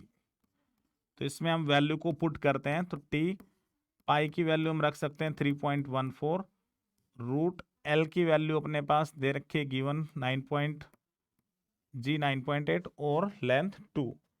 तो इनको सोल्व करते हैं यहाँ पे। तो 2 से हम इसको कट करते हैं तो 4.9, और पॉइंट हटाएंगे तो ऊपर अपने पास 10 हो गया है, ठीक है। तो हम लिख सकते हैं कि टाइम पीरियड 2 × 3.14 इंटू 10/49, इस फैक्टर का हमने इसमें रूट लेना है। तो जब इसका रूट निकालते हैं यहाँ पे तो हम लिख सकते हैं कि भाई टाइम पीरियड अपने पास आया 2 × 3.14, और नीचे से हम देख सकते हैं भाई रूट 49 में से वैल्यू निकालेंगे अपने पास 7 आता है, इनटू में रूट 10। तो रूट 10 की वैल्यू नियर अबाउट 3.1 के आसपास हम इसमें लिख सकते हैं कि नियर अबाउट इसकी वैल्यू कितनी आएगी, 3.1। अब इन फैक्टर्स को मल्टीप्लाई करेंगे और यहाँ से हम इसकी वैल्यू को एस्टिमेट करेंगे तो नियरली 3.1 मैं इसको लिख सकता हूँ 961, और 961 इंटू 2/7, तो 2 2 19 7। तो बेसिकली जो टाइम पीरियड की वैल्यू है नियर अबाउट 7 से मैं कर लेता हूँ उसको डिवाइड। 7 से हम 19 को डिवाइड करते हैं 14, 5, तो मेरे पास आ गया 7, 5 है तो 7, 3 और 4। तो नियर अबाउट जो वैल्यू आती है टाइम पीरियड 2.74 के आसपास ये वैल्यू अपनी आती है, या हम इसको राउंड ऑफ करके 2.7 लेके चल सकते हैं कि एक ऑसिलेशन का जो टाइम अपना निकल के आया कि वन ऑसिलेशन टाइम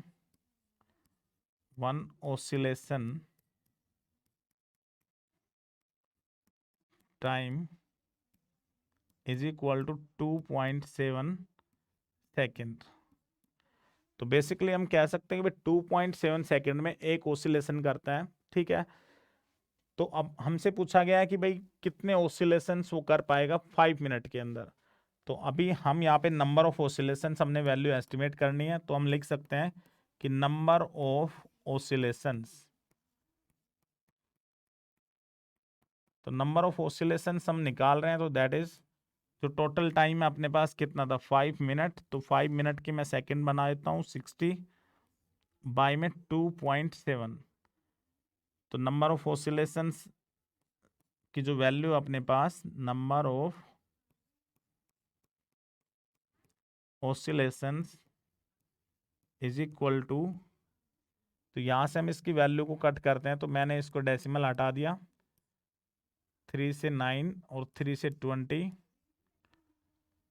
तो 1000 बाई में 9। तो इसकी वैल्यू नियर अबाउट हम लिख सकते हैं, डिवीजन करने के बाद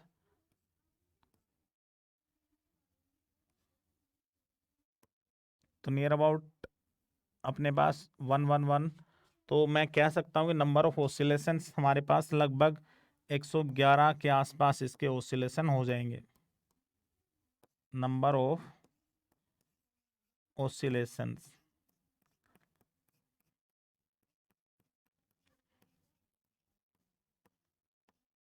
111 ऑलमोस्ट ये अपने पास वैल्यू आ जाती है। तो इस टाइप से आप इसमें क्वेश्चन बना सकते हो एग्जैक्टली इसका डिवीजन वगैरह करके, और इसको प्रिसाइजली आप सोल्व कर सकते हो। तो ये सिंपल पेंडुलम था हमारे पास और इसके क्वेश्चन हमने देखे। तो ये लास्ट अपना टॉपिक था जो नीट सिलेबस के द्वारा डिफाइंड है, ठीक है। तो आप इसको पढ़िए और जहाँ पे भी डाउट आती है आप इसमें फर्दर कमेंट करके बताइए, हम उस टॉपिक को और एलेबरेटली एक्सप्लेन करने का काम करेंगे। तो चलिए, एंजॉय द लेक्चर।